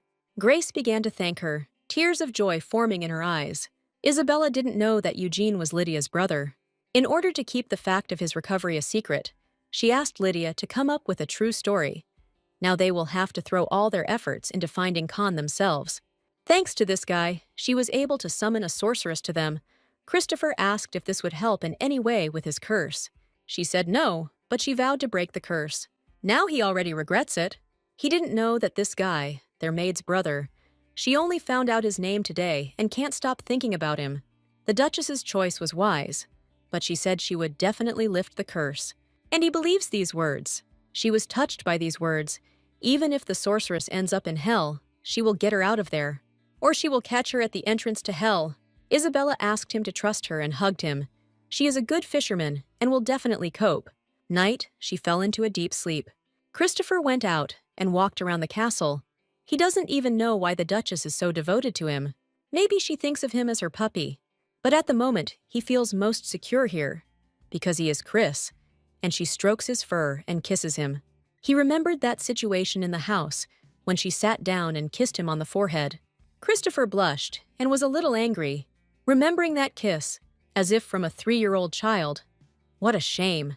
He feels interesting and comfortable with the Duchess. A kind smile and a friendly hand, warm words, all the tenderness that she gives. He has never had anything like this before. They can't get any closer. If he becomes dependent on her, there will be no turning back. The maid saw Chris and ran towards him.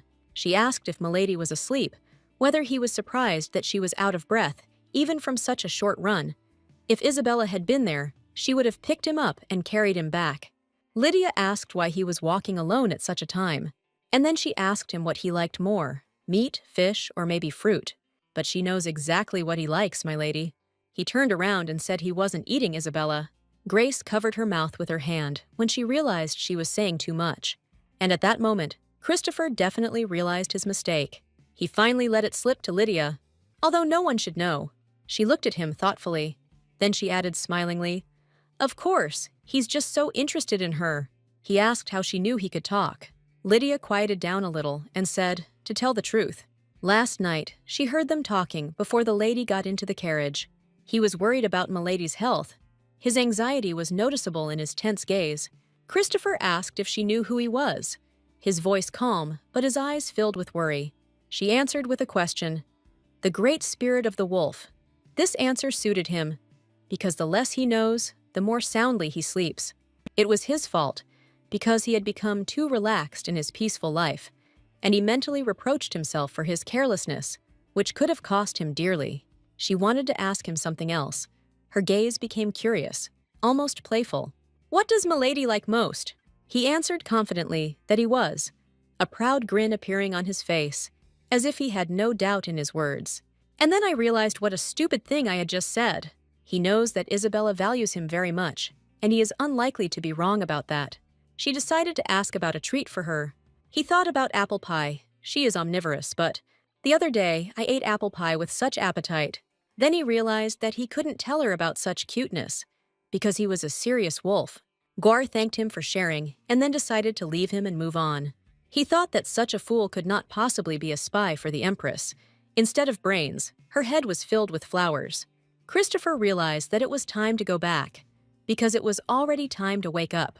As he walked, he noticed that the interior of the mansion was cluttered. After all, murderers might appear again. When he started to approach the stairs, he saw some man. The guy looked at him in fear and called out to his lady. He met her with his mouth open. Isabella ran towards him. It irritated him that she was in her nightgown again. Who could run around in front of everyone in just her underwear, he thought. Isabella grabbed him, threw him over her shoulder, and went into the room. The maid watched them go with her mouth open. The other services also came closer. Christopher began to scold her for wearing a nightgown, which irritated him because there were a lot of men outside. But she asked him a counter-question about where he had gone since the morning. She was scared because of his sudden disappearance. I searched every corner of the house, thinking that something might have happened. He even felt a little ashamed.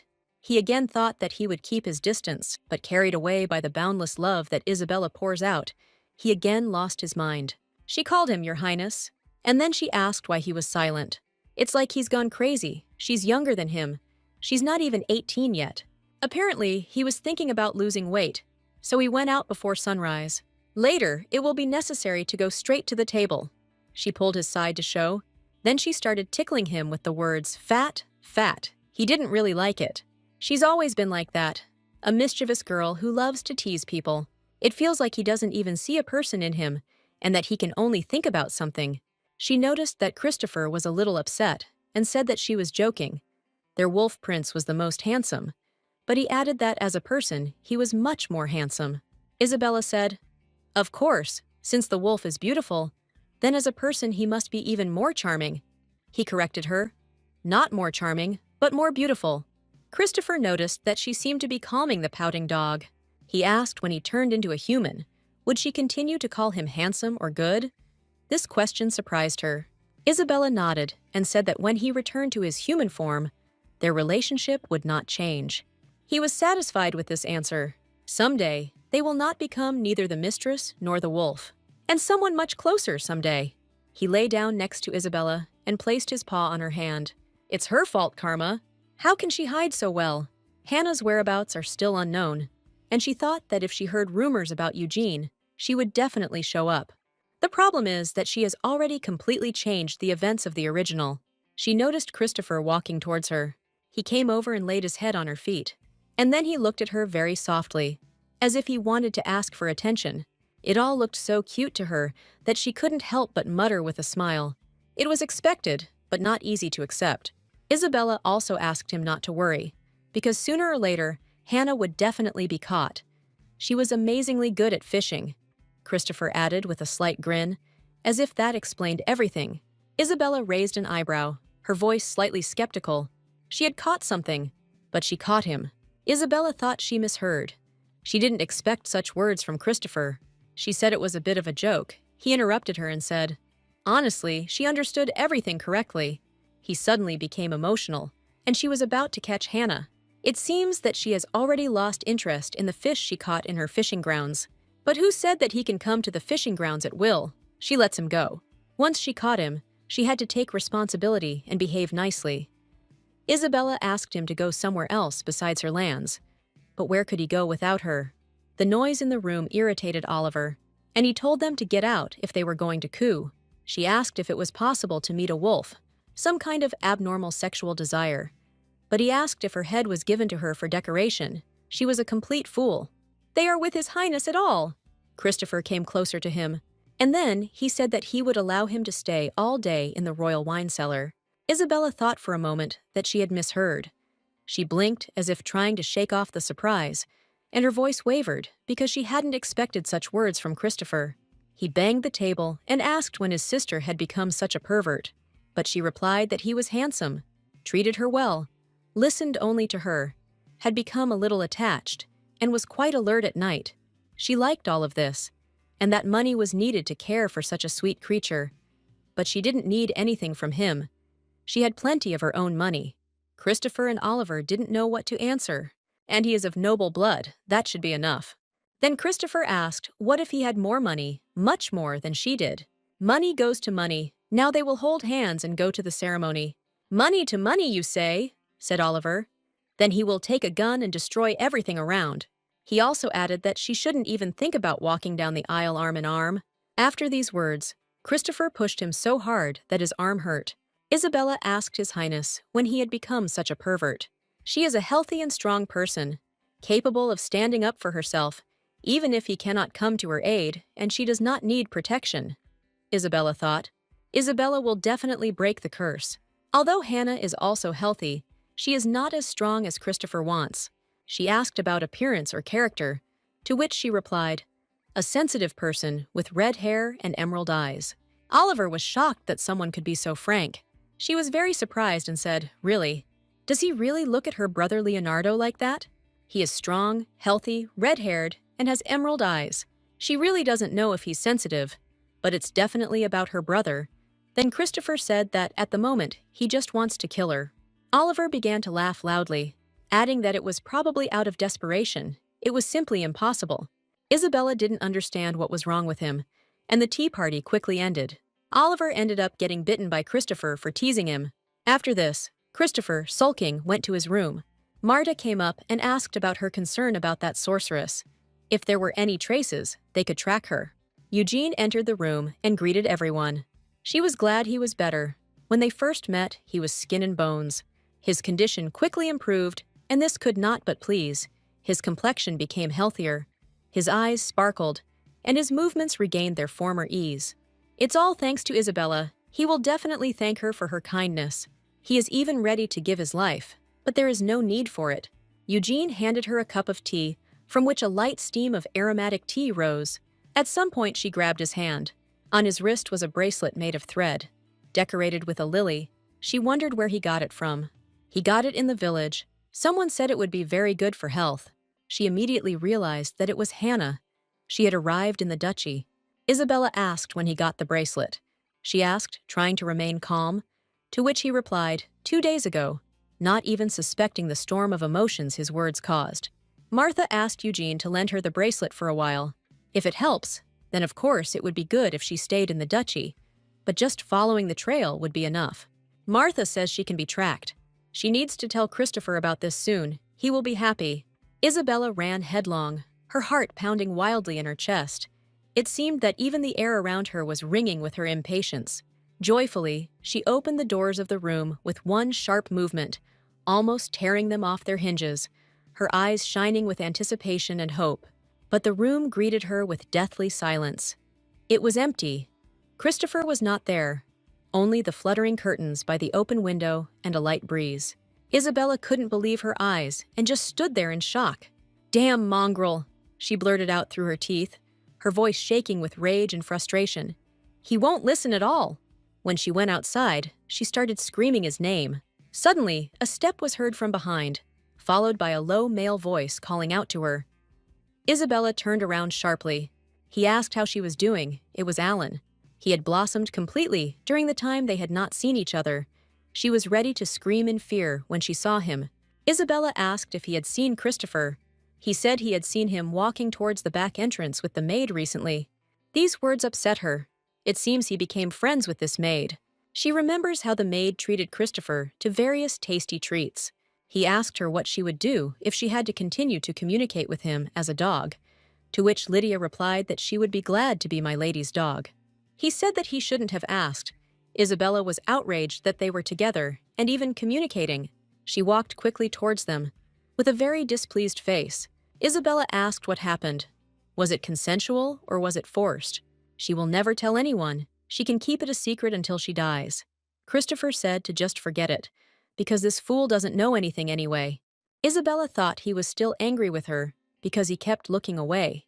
She thanked Lita for the apple pie. She liked it very much. She was pleased to hear praise from her mistress. Lydia decided to leave them so that they could talk among themselves. They watched her go. As soon as she left, Isabella asked what they had done to her, but Christopher was not going to answer. It was their secret, already secrets. He had grown up. Isabella had good news, and they were on Hannah's trail. But there is even better news. She handed him the bracelet that she took from Eugene. He looked at her and said that women are good. She didn't understand at all what he was talking about now. Perhaps this is about the situation when she asked about her brother. Apparently, she is still worried about it. She hugged him, stroked him, and said it was just a joke. That's probably why he left her and walked away. But Christopher knew that Isabella would follow him. She only went to see Martha. She needed to comfort him and go together. His Highness is behaving like a little child. He jumped up with the words, Isabella, and bit.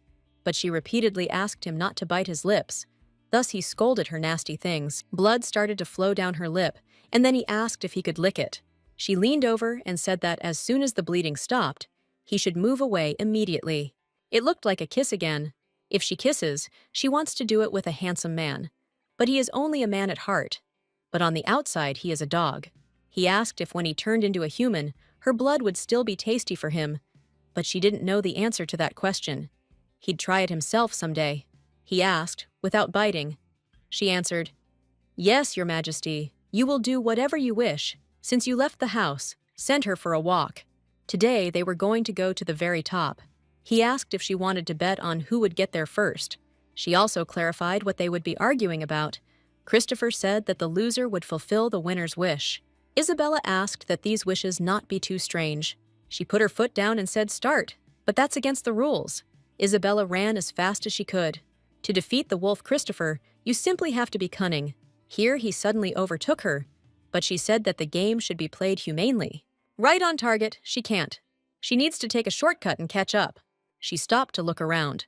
But then I heard some strange rustling from behind me. It was a huge animal, similar to a wolf, but with the face of a bird. The stomach was determined, looking at Isabella with a fierce gaze. This mountain is used for regular walks, but apparently it's all because of its blood. She took out her sword and began to attack first. Her swing was decisive because she never doubted herself. She cut off the head, but it did not die. Only black liquid flowed onto the ground. She needs to win before it recovers. She raised her sword and said, "Either it or she will win, but no one is going to give up." After the subsequent blows, Isabella stood in a stance as if waiting for it to rise to its feet again. The animal continued to lie down. Its entire body was covered in scratches, and the black liquid was scattered all over the ground. Suddenly, she heard another rustling sound and turned her head. Christopher flew out of the bushes, calling her. She didn't expect to see His Highness so quickly. If he hadn't warned her, she might have swung at him. Christopher expected her to whine again, but she seemed to be coping well. She stood there in bewilderment, wondering how he knew. There was a strong smell of blood everywhere. He couldn't help but notice it. She had destroyed the very core. It wasn't easy to do that. Isabella did not know what a core was, and in her ignorance, she chopped it up. In fact, that's what happened, and she chopped it until it died. Christopher started laughing loudly. And she really is something. The first person to kill a chimera without even knowing about its core. If he had arms, he would have given her a standing ovation, and she thought it was a compliment. But for some reason, she felt awkward after his words. There are two options why the monster is here. The first is that the monster came here from the northern mountains, and the second option is the work of the Empress. This reminds Isabella a little vaguely of the original. An Empress, a sorceress who commands familiars, mostly birds, especially crows. Unable to communicate with large animals due to her limited abilities, she is obsessed with creating chimeras that would obey her commands. Chimera, the monster she killed.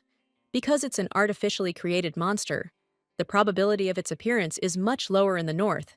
They need to go down and tell Oliver everything.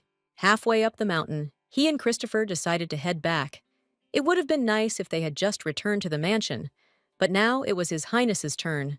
It hadn't even been 5 minutes since she had killed the monster, and had already finished off several. She doesn't even know where their core is, so it takes a long time to destroy them. It's definitely the Empress's work. She released them. Christopher looked at her with sweet eyes and said that it was too much for him, but it wouldn't work on her now. He was upset that it didn't work. Then Christopher called Isabella mistress. This made her feel too disgusted. Then he continued to say that she can't kill them instead of Christopher, but Christopher is very scared. He wants a hug. It's funny that Gibble can catch everyone himself. He has nothing to worry about. She asked not to impersonate someone else. Christopher left her. There was only one snake left here, a fucking wolf bird. It sounded too rude, and he also stepped into black goo. When they came down, the first thing they did was report this fact to Oliver. And hearing the chimera, Oliver took the knights and climbed the mountain. Martha followed him to find the place where the monsters came from. Everyone has a lot to do. It's a pity that Isabella can't go outside again. Christopher asked what she was drawing. She showed him a drawing where she tried to depict him, but Christopher hoped it wasn't him. The animal show, the kindergarten. She shouldn't be lying, because he doesn't look so wrinkled. But she thinks she did a pretty good job of portraying Christopher. Someone knocked on the door of the room. She allowed them to enter. It was Eugene. He brought good news for Isabella. They managed to find the sorceress Hannah Manhwa. Isabella couldn't believe that after so long waiting to meet her, they were able to find her. She is no longer in the duchy, but fortunately still in the north, Eugene said. Tomorrow, as soon as it gets light, the teacher will take her. Now he will leave them. Christopher looked at him with a kind of angry expression. Isabella took his head in her hands and turned to him. Your Highness, tomorrow he will be able to return to his appearance. The morning will come, and he will return. Now this is truly the end of the day of life with Christopher. If he hadn't become a wolf, she would never have had the chance to communicate with the prince. Christopher looked at her with pitiful eyes. They've been waiting for this for so long and should be happy, but it's still a bit of a shame. Isabella became much more attached to him than she expected, which is why she did not want to take him under even temporary protection. Christopher noticed that Isabella had a very warm look in her eyes today. She said that because today is the last day, she remembers it so as not to forget anything. She said it as if he was going to die. Isabella knew he wouldn't die, but if he managed to imprint on Hannah, she wouldn't be able to see him anymore, so she needed to do it right. She took his muzzle, pulled it towards her, and gently kissed him on the nose. A kiss goodnight and a kiss goodbye, she said. She wished him good dreams. It's hard for her to sleep hugging Christopher. When she turned around in the morning, her hand touched Christopher, but in her sleep, she did not understand what kind of texture it was. The fur was gone. He will be glad if she stops touching him. Isabella opened her eyes to get a better look. She jumped up screaming, a huge shock on her face. Christopher took her hand and then said good morning. She noticed the silver hair and golden eyes. Then she realized that she was lying in the same bed with a naked prince. Isabella even doubted whether this was really her Christopher. When he stood up, she suddenly jumped back, because he was completely naked. Everyone could hear screams from the room. I asked her to calm down a little, but at the moment she cannot be calm. She asked why he suddenly became human, but he himself does not know. He opened his eyes. And he is human. Perhaps the poison with which the Empress poisoned him has been absorbed. But then it turns out that there is no need to look for Hannah anymore. They stood a meter apart. Christopher wanted to ask her a question. He was curious if she thought he was handsome. Only the lower part is covered, and he looks like a pervert. But of course, the main character is a little different. She answered him. Yes. She didn't understand where all of Christopher's fat had gone. He had covered himself up, because she was looking at him somehow slyly. But also, Isabella was feeling his chest. She asked him to wait a little. She needed to go get Oliver. And Isabella went downstairs. She couldn't believe how this could happen. The meeting she had imagined. The reunion. With respect for the now human Christopher, clothed of course. But as they say, dreams are worth a dime. Most likely, he imprinted on her, and not on Hannah, as it should have been. Imprinting occurs in 2 stages: psychological love and affection for a partner, physical attraction. They constitute a physical imprint at the moment of the union of these 2 conditions. But she didn't see any of them. Even after saying goodbye to him last night, she didn't feel loved. Christopher walked out of the room, holding a robe in his hand. He came up behind her and threw it on her, because you shouldn't walk around in your underwear. He shouldn't walk around only half covered. But who's talking? She sent him back to his room and ordered him not to leave it. The door slammed shut and he just froze in place. Christopher's appearance scared her. She urgently needs to wake up Oliver. She entered the room and was not surprised that he was still sleeping, although it was already 11 o'clock. She is also an owl, but he is much bigger. Isabella shouted his name. He jumped up and asked what happened. Then she answered that His Highness had become a man. He asked about the sorceress, whether she had arrived at the castle. But her answer was negative. He was just sleeping and just woke up as a man. Oliver wondered how it was possible, how he could wake up a man. Isabella got scared, opened her eyes, and there was his chest. Oliver reached for his sword. Isabella asked what he was going to do. He said that there was a naked man in her room, in her bed, and he couldn't react any other way. He had wild eyes, he repeated, bare chest, beast, His Highness. His Highness the Prince, the bloody bastard, he knew it. It was wrong for a bloody dog to share a bed with a human. She began to calm him down, because nothing had happened, and asked him to lower the sword. He said that she was not yet 18 years old. Isabella still managed to take the sword from his hands. She asked him to calm down and go get him his clothes. Isabella asks him to take care of the prince now. If a man leaves her room without clothes, rumors are sure to spread. He asked her to wait in the room. She began to rush him. He flexed his fists and said he would go and say hello. There was one problem. If he couldn't hold back in front of the prince, Isabella hoped that it wouldn't come to a fight, because it wouldn't be easy to hold back his emotions, especially when it came to Oliver. Christopher sat on the couch, waiting. His face was satisfied. He wasn't thinking about anything in particular. But I didn't expect to see her face like that. It was very cute. He will need to think and figure out how to keep her, because now it was imprinted. It was a fact, and there was no getting away from it. Last night, when I opened my eyes, I was surprised to see my human hands, the fact that he returned to his body, the imprinting with Isabella. All this means that the condition of imprinting and attachment was fulfilled. Although she loved the wolf Chris, the tender kiss that Isabella gave him at night was apparently the trigger. He walked up to the window and thought, I'll start from here. Their relationship, frankly speaking, is not straightforward, because he is still nothing more than a pet dog. Most likely, she was embarrassed by his sudden transformation into a human and ran away, afraid of being imprinted. He needs to approach her quietly and carefully so that she is already in his arms when she wakes up, so that she does not have any thoughts of escape. He heard the door open and turned around, saying, "Come in, Isabella." But a big surprise awaited him. It was Oliver. They stood and just looked at each other.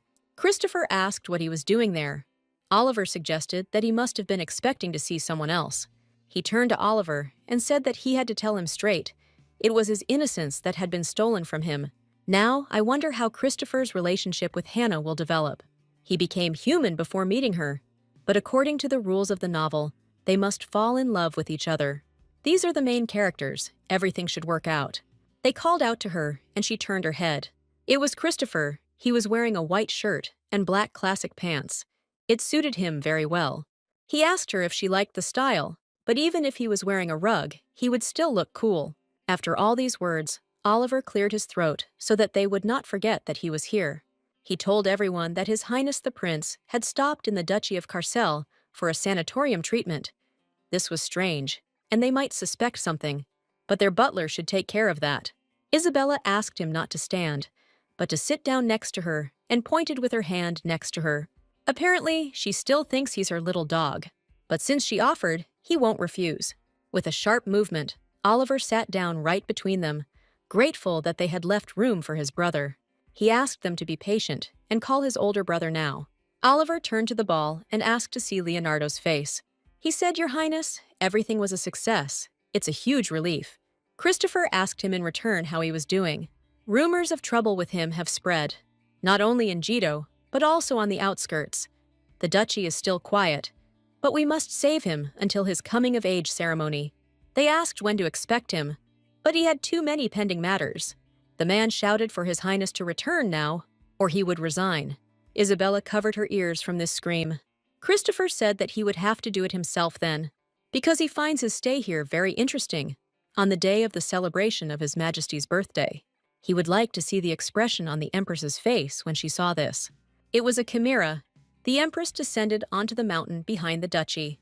At the very least, Isabella could have been hurt. Leonardo began to worry about his sister and asked how she was. Isabella moved closer and greeted him, saying that His Highness was joking and that she had defeated the chimera herself, and how could she have fallen for something like that? He understood them, asked them to contact him as soon as he arrived. He would come out to meet him, and also praised Oliver and Isabella. Oliver started shouting at him not to say that and to take him away from here, but from the ball came only one word, telling them to continue in the same spirit. Oliver got out of bed. He was very unhappy. Isabella looked at Christopher and invited him to go out with her. He immediately agreed without thinking. While Oliver stood with the ball trying to reach Leonardo, they quickly disappeared from him. The whole castle could hear screams that there was a fucking dog in their house. Oliver had to tolerate Christopher in the mansion, and instead of eating, he began to drink a lot. If he was only going to drink, then what was the point of following her into the dining room? It pours straight down his throat, without any snacks. The snacks were on the table, right in front of him. Christopher was enjoying his food, and Oliver was glaring at him and holding the bottle in his hand, as if he expected him to choke. The principal asked Oliver not to be too offended by him, because they would soon become very close. Oliver asked me not to talk this bullshit anymore. He probably only says that because he just turned around recently. He must understand that just yesterday he was a dog. It would be better if he remained a dog. Christopher hasn't decided yet. He turned to Isabella as well, and then he looked at her as if flirting and asked if she thought he was handsome. To her, he was so damn handsome that she couldn't even describe it in words. Oliver was indignant. If the face was good, the rest should be good too, she asked. Not to talk this nonsense, because the body should also be beautiful. Christopher suggested that he go to the wine cellar, but this time it wouldn't work. He will allow him to take as much wine as he wants. Oliver thought about it, because how could he refuse such an offer? Christopher then asked if their dialogue was over. Without waiting for an answer, he broke off a piece of the airy pie, and with unexpected tenderness reached out to Isabella, clearly intending to feed her from his hands. Isabella mechanically opened her mouth, but at that very moment, someone's hand flashed between them. Oliver intercepted the fork with a triumphant look, bringing the treat to his sister, and began to feed her himself, saying, "Your brother will treat you." She grabbed his face, her eyes flashing, then asked what he was doing. Isabella stood up and started yelling at him because he was really sick and grabbed her jaw so hard that it hurt. But he can't just watch them fall in love. Isabella considered these words complete nonsense. If he was drunk, then let him go to his room and sleep it off. What he was thinking would never happen, she added, rolling her eyes. Because she and the prince were just friends. She grabbed him by the scruff of the neck, but Oliver immediately began babbling, I'm sorry, I won't do it again." His tone was so pathetic that even Christopher involuntarily snorted. Isabella turned and suggested that His Highness go and leave Oliver here, since he had already gotten on everyone's nerves. She turned to him again, because he ignored her. He had a kind of angry and gloomy face. He asked where she was going. Isabella didn't expect such an answer to her question. Christopher stood up, his face unreadable. "Maybe just leave me here," he suggested coldly, irritation clearly evident in his voice. Isabella felt a sinking feeling inside her. Had she done something wrong? These thoughts immediately flashed through her mind, but she couldn't figure out what exactly she had done wrong. His gaze was so icy, she even thought that he could kill her on the spot. What was happening to him, she thought. At that moment, Martha entered the room. Seeing the prince, her eyes widened. She asked how Christopher became human again. This burst out of her, in complete bewilderment. But it just happened somehow. She didn't expect it to happen today. And why not a day earlier? If he was going to. And they forgot, it's a pity. But first she has to ask about the main character. Marta straightened up and said in a businesslike manner that Hannah was waiting for them in the living room. Isabella immediately jumped to her feet. They had to go. And now, she said sharply, glancing at Christopher, her tone leaving no room for objection. From the first meeting, everything went wrong. He couldn't imprint. I thought that if he got used to her face, then it would work out later. Hannah bowed and greeted everyone. She made a graceful curtsy, smiling from ear to ear, and introduced herself. "I am Hannah Manhwa. Very pleased to finally meet you in person." Looking at her in person, Isabella sees that she herself is as neat as her name. She said with a smile on her face that they needed her help. Pointing to Christopher, she said that this guy had been poisoned and was asking her to take a look.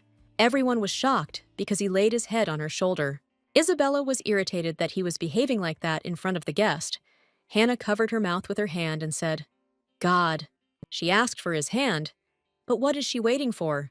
Let him take it quickly. He asked Isabella to take it herself because he was scared. But she was not at all scary, although Christopher suddenly cringed, as if in front of him was not an elegant lady, but a real monster. What was happening to him today? She thought in despair. Martha said that Mr. Christopher was a coward. Despite his appearance, what could a man called the terror of the battlefield be afraid of? Finally, Anna managed to take his hand, but he did not let go of Isabella's hand either.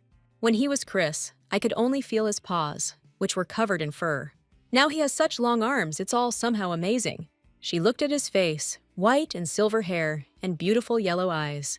Isabella asked him if it hurt or not, because his eyes were red. He said it was because of her. The examination was over. Christopher abruptly removed his hand.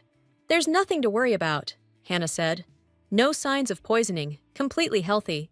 They can't relax until they get a diagnosis, although she's glad he doesn't have any problems."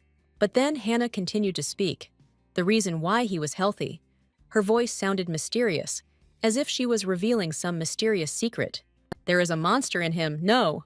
More precisely, he is a demon." Hannah straightened up. Her eyes lit up with professional interest. She added, "Or rather, demonic blood flows in his veins." They sat and listened attentively. A tense silence reigned in the room, holding their breath, listening to her every word.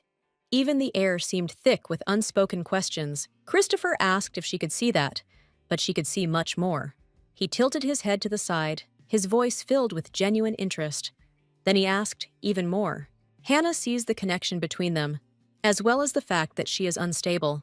Isabella sat there, her gaze full of bewilderment, moving from Hannah to Christopher and back again. She didn't understand what connection she was talking about. Fragments of thoughts were spinning in her head, but none of them formed a logical picture. Martha looked at her, and then asked what she was talking about, but she had no answer to that question. Christopher walked up to Hannah and grabbed her chin. She seemed to have talent and a keen eye. Christopher chuckled coldly, his fingers lightly squeezing Hannah's chin. But you know, words like that usually don't live long, he whispered so quietly that only the two of them heard. A dangerous spark flashed in his eyes. Isabella didn't understand how this could happen to the main character. Shouldn't the two of them fall in love, she thought. If he had known how presumptuous she was, he would have kept quiet, she apologized.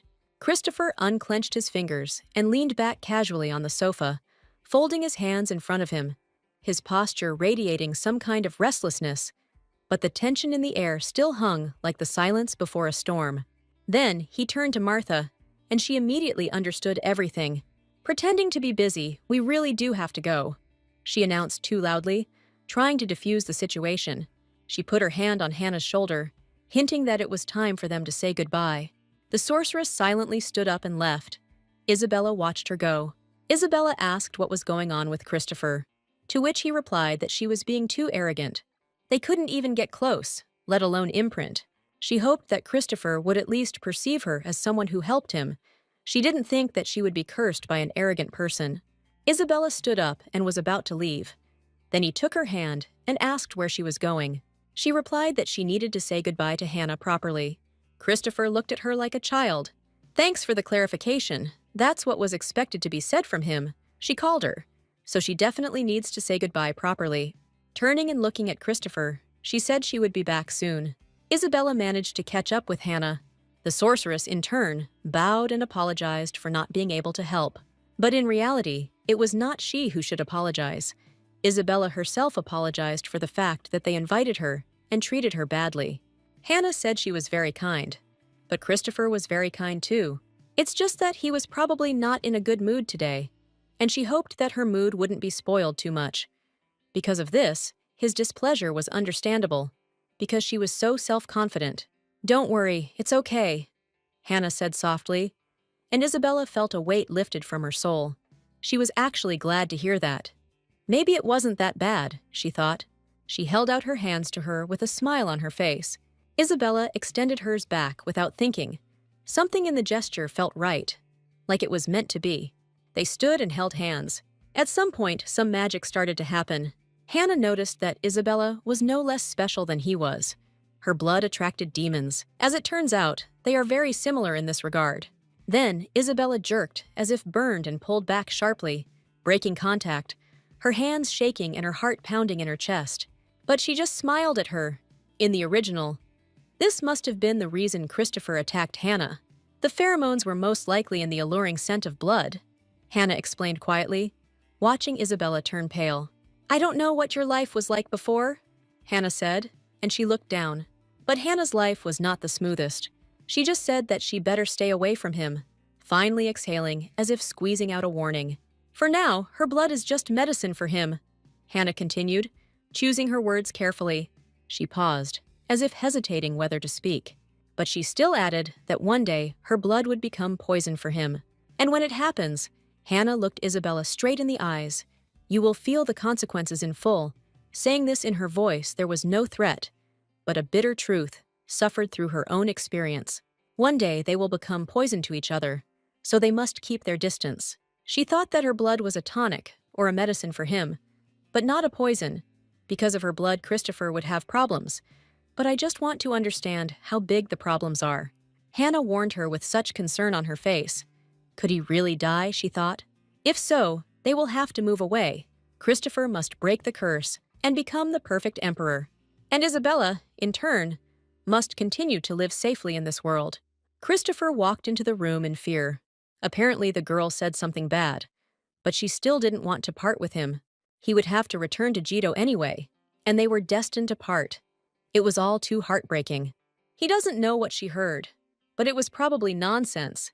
He asked her not to pay attention to it.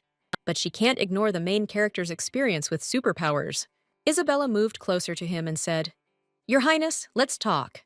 He was even a little scared. Then Isabella thought that her face was too ugly.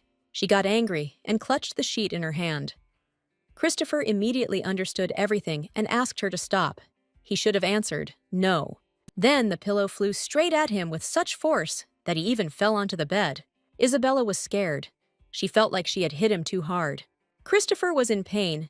It seemed like he had dislocated his shoulder. Isabella began to apologize to him. He smiled and said that he was in terrible pain.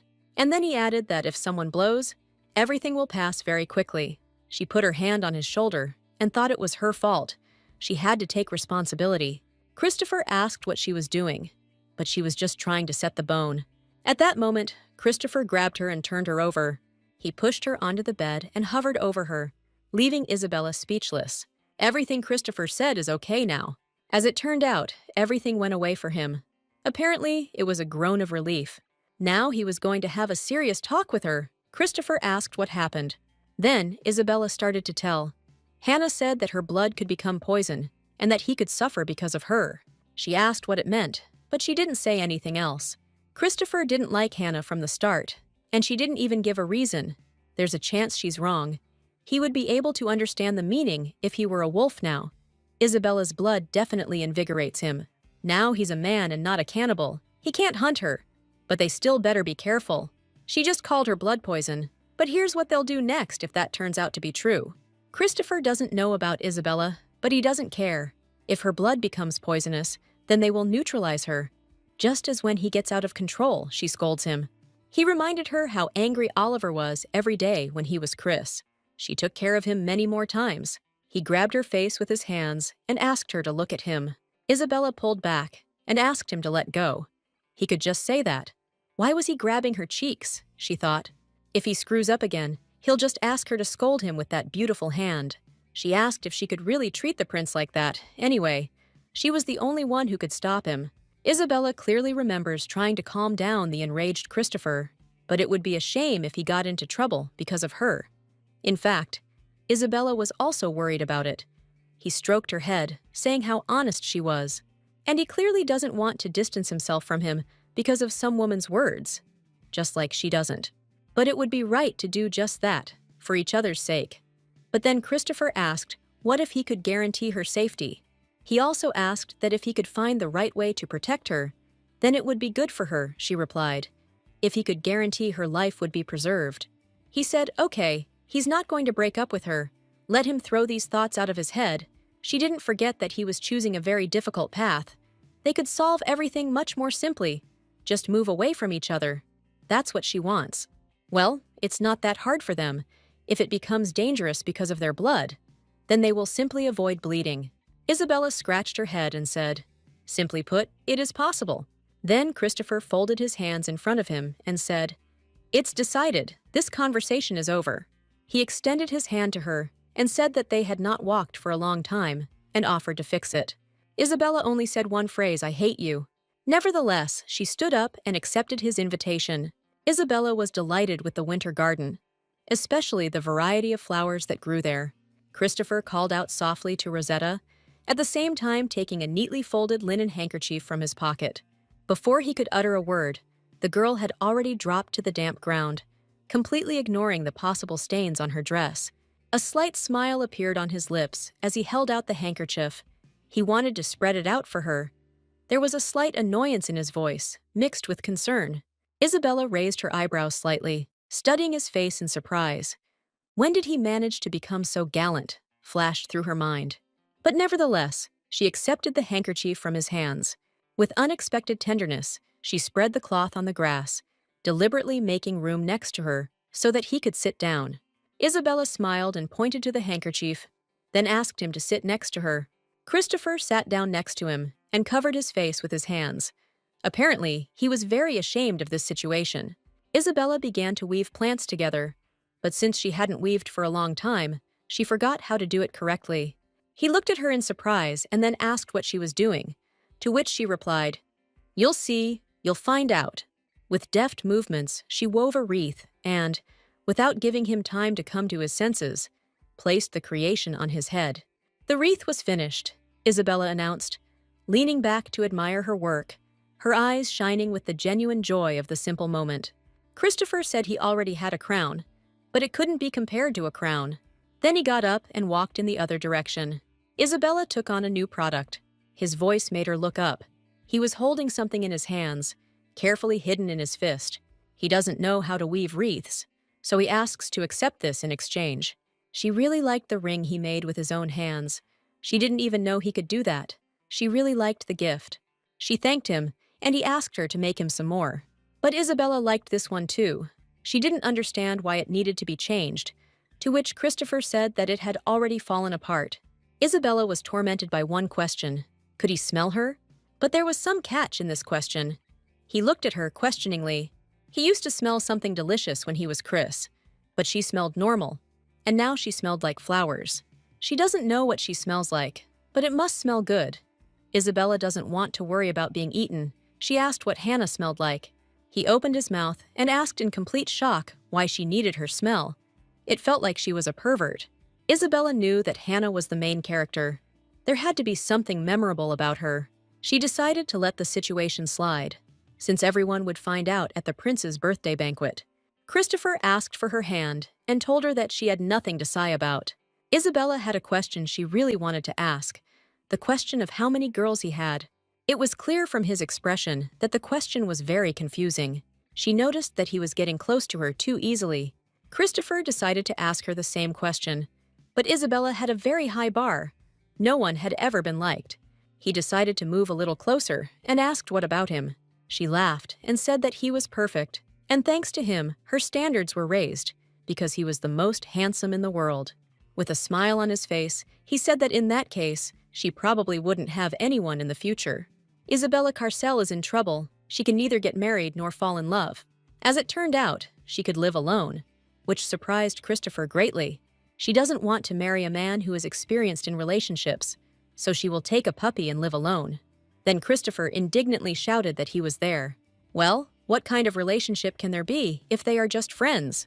With the words "not friends," Christopher turned away from her. She didn't expect such an answer. He continued to sit there, offended. Now the question was in her head. If they are not friends, then who are they? Perhaps they were colleagues who had overcome adversity together, she suggested. Then I voiced my opinion to him, to which she replied that there was no need to decide for him. They have a deeper relationship than what she says. And it seemed that he was talking about the relationship between a dog and its owner. It seemed to Christopher that she still saw him only as a pet. Then she stood up and said that she recognized him as a real person. Christopher stood up and said he was going to leave to find another owner. Isabella asked not to do this, because they had not yet prepared. Before she could finish speaking, Christopher clamped his lips over hers, making it too difficult to say anything further. Apparently, he was very angry with her. He even told her outright not to talk to him anymore. Isabella was alone again today. She has a desire to be alone, judging by her mood. She was rejected by Christopher again. He doesn't even want to see her. She hasn't done anything, so she doesn't know why he is so cold towards her. But she also understands that they don't have much time left together. Oliver, on the contrary, was glad about this. Let them remain apart until Gito left, he said. They won't be able to see each other when he goes back there, Isabella said, her eyes full of sadness. Then Oliver said that they would go together, but she didn't understand why she was needed there at all. Oliver, wide-eyed, asked why she wasn't going, but Isabella just didn't see the point. They are going specifically to the coming-of-age ceremony, she forgot. After the banquet, in honor of the prince's birthday, there will be a coming-of-age ceremony. Isabella brought the cup closer to her and said that she would just stay home. After these words, Oliver screamed very loudly. Isabella even had to cover her ears with her hands. She asked him to speak a little quieter, because her eardrums would burst. Oliver grabbed her by the shoulders and started shaking her. He said that she absolutely had to go to the ceremony in Jado, because she herself said that she would rather die than stay in the north. But she herself was going to live luxuriously in Jado. She pulled her hand away, saying that she had already changed her mind. Oliver can't believe his ears, because she said she had changed. But was it really that much? She was immediately bombarded with questions about her health. Maybe she was sick, but she was fine. Isabella asked if he would live there until the ceremony. He nodded. He would stay home for a while longer, if that was the case. She wouldn't be so sad.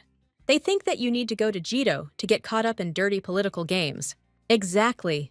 Besides, the Empress will be there. She will not remain on the sidelines, Isabella decided to add, especially after Isabella looked after His Highness and protected him. The Empress will consider her a henchman and will start to bite her vilely until she loses heart. Poets reason she will not go. In the original, the Empress was easily killed, obviously. Their meeting with her now does not promise her a long life. Oliver stood up, stroked her head, and said that she knew black and white well, but she was no longer a child. Even her eyes are clear and shining, Oliver added with a smile on his face.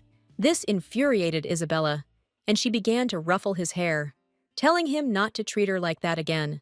Then suddenly, Simon enters the room.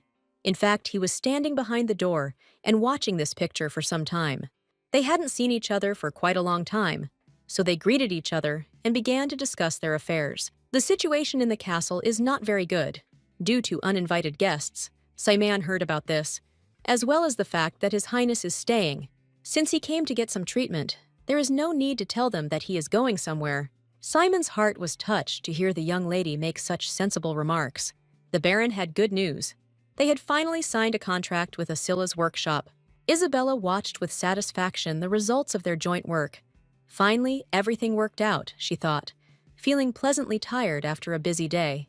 She didn't do anything, and it's all his fault. Simon handed her some document and added that he didn't know what to do with such kind words from my lady. She looked at him intently.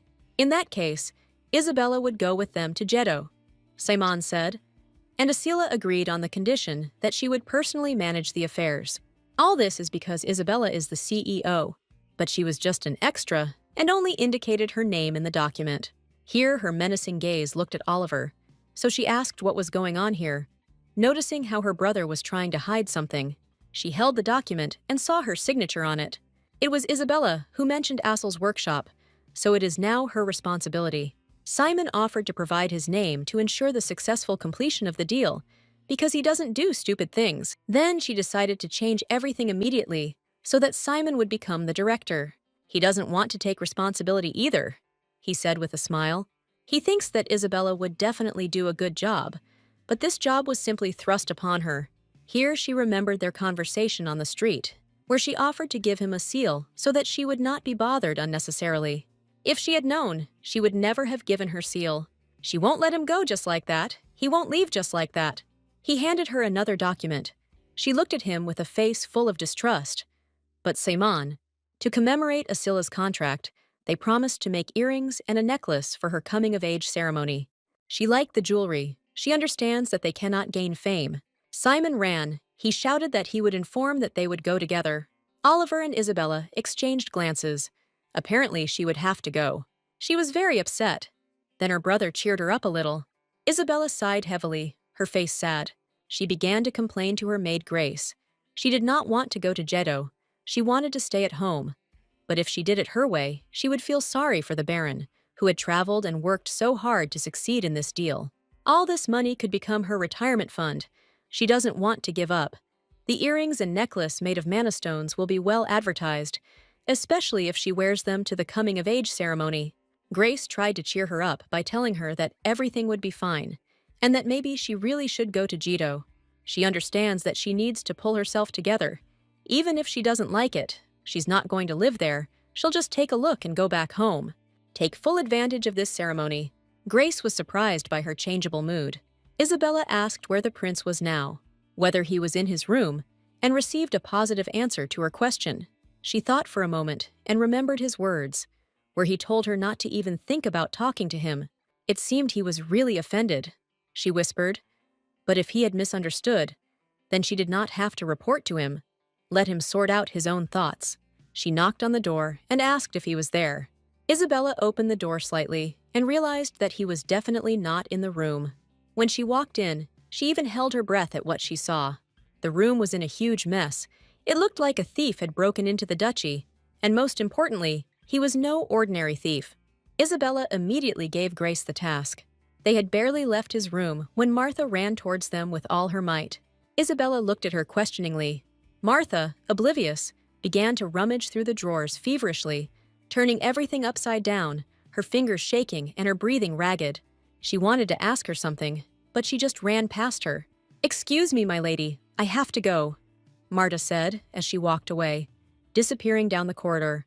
Her voice filled with a strange mixture of fear and determination.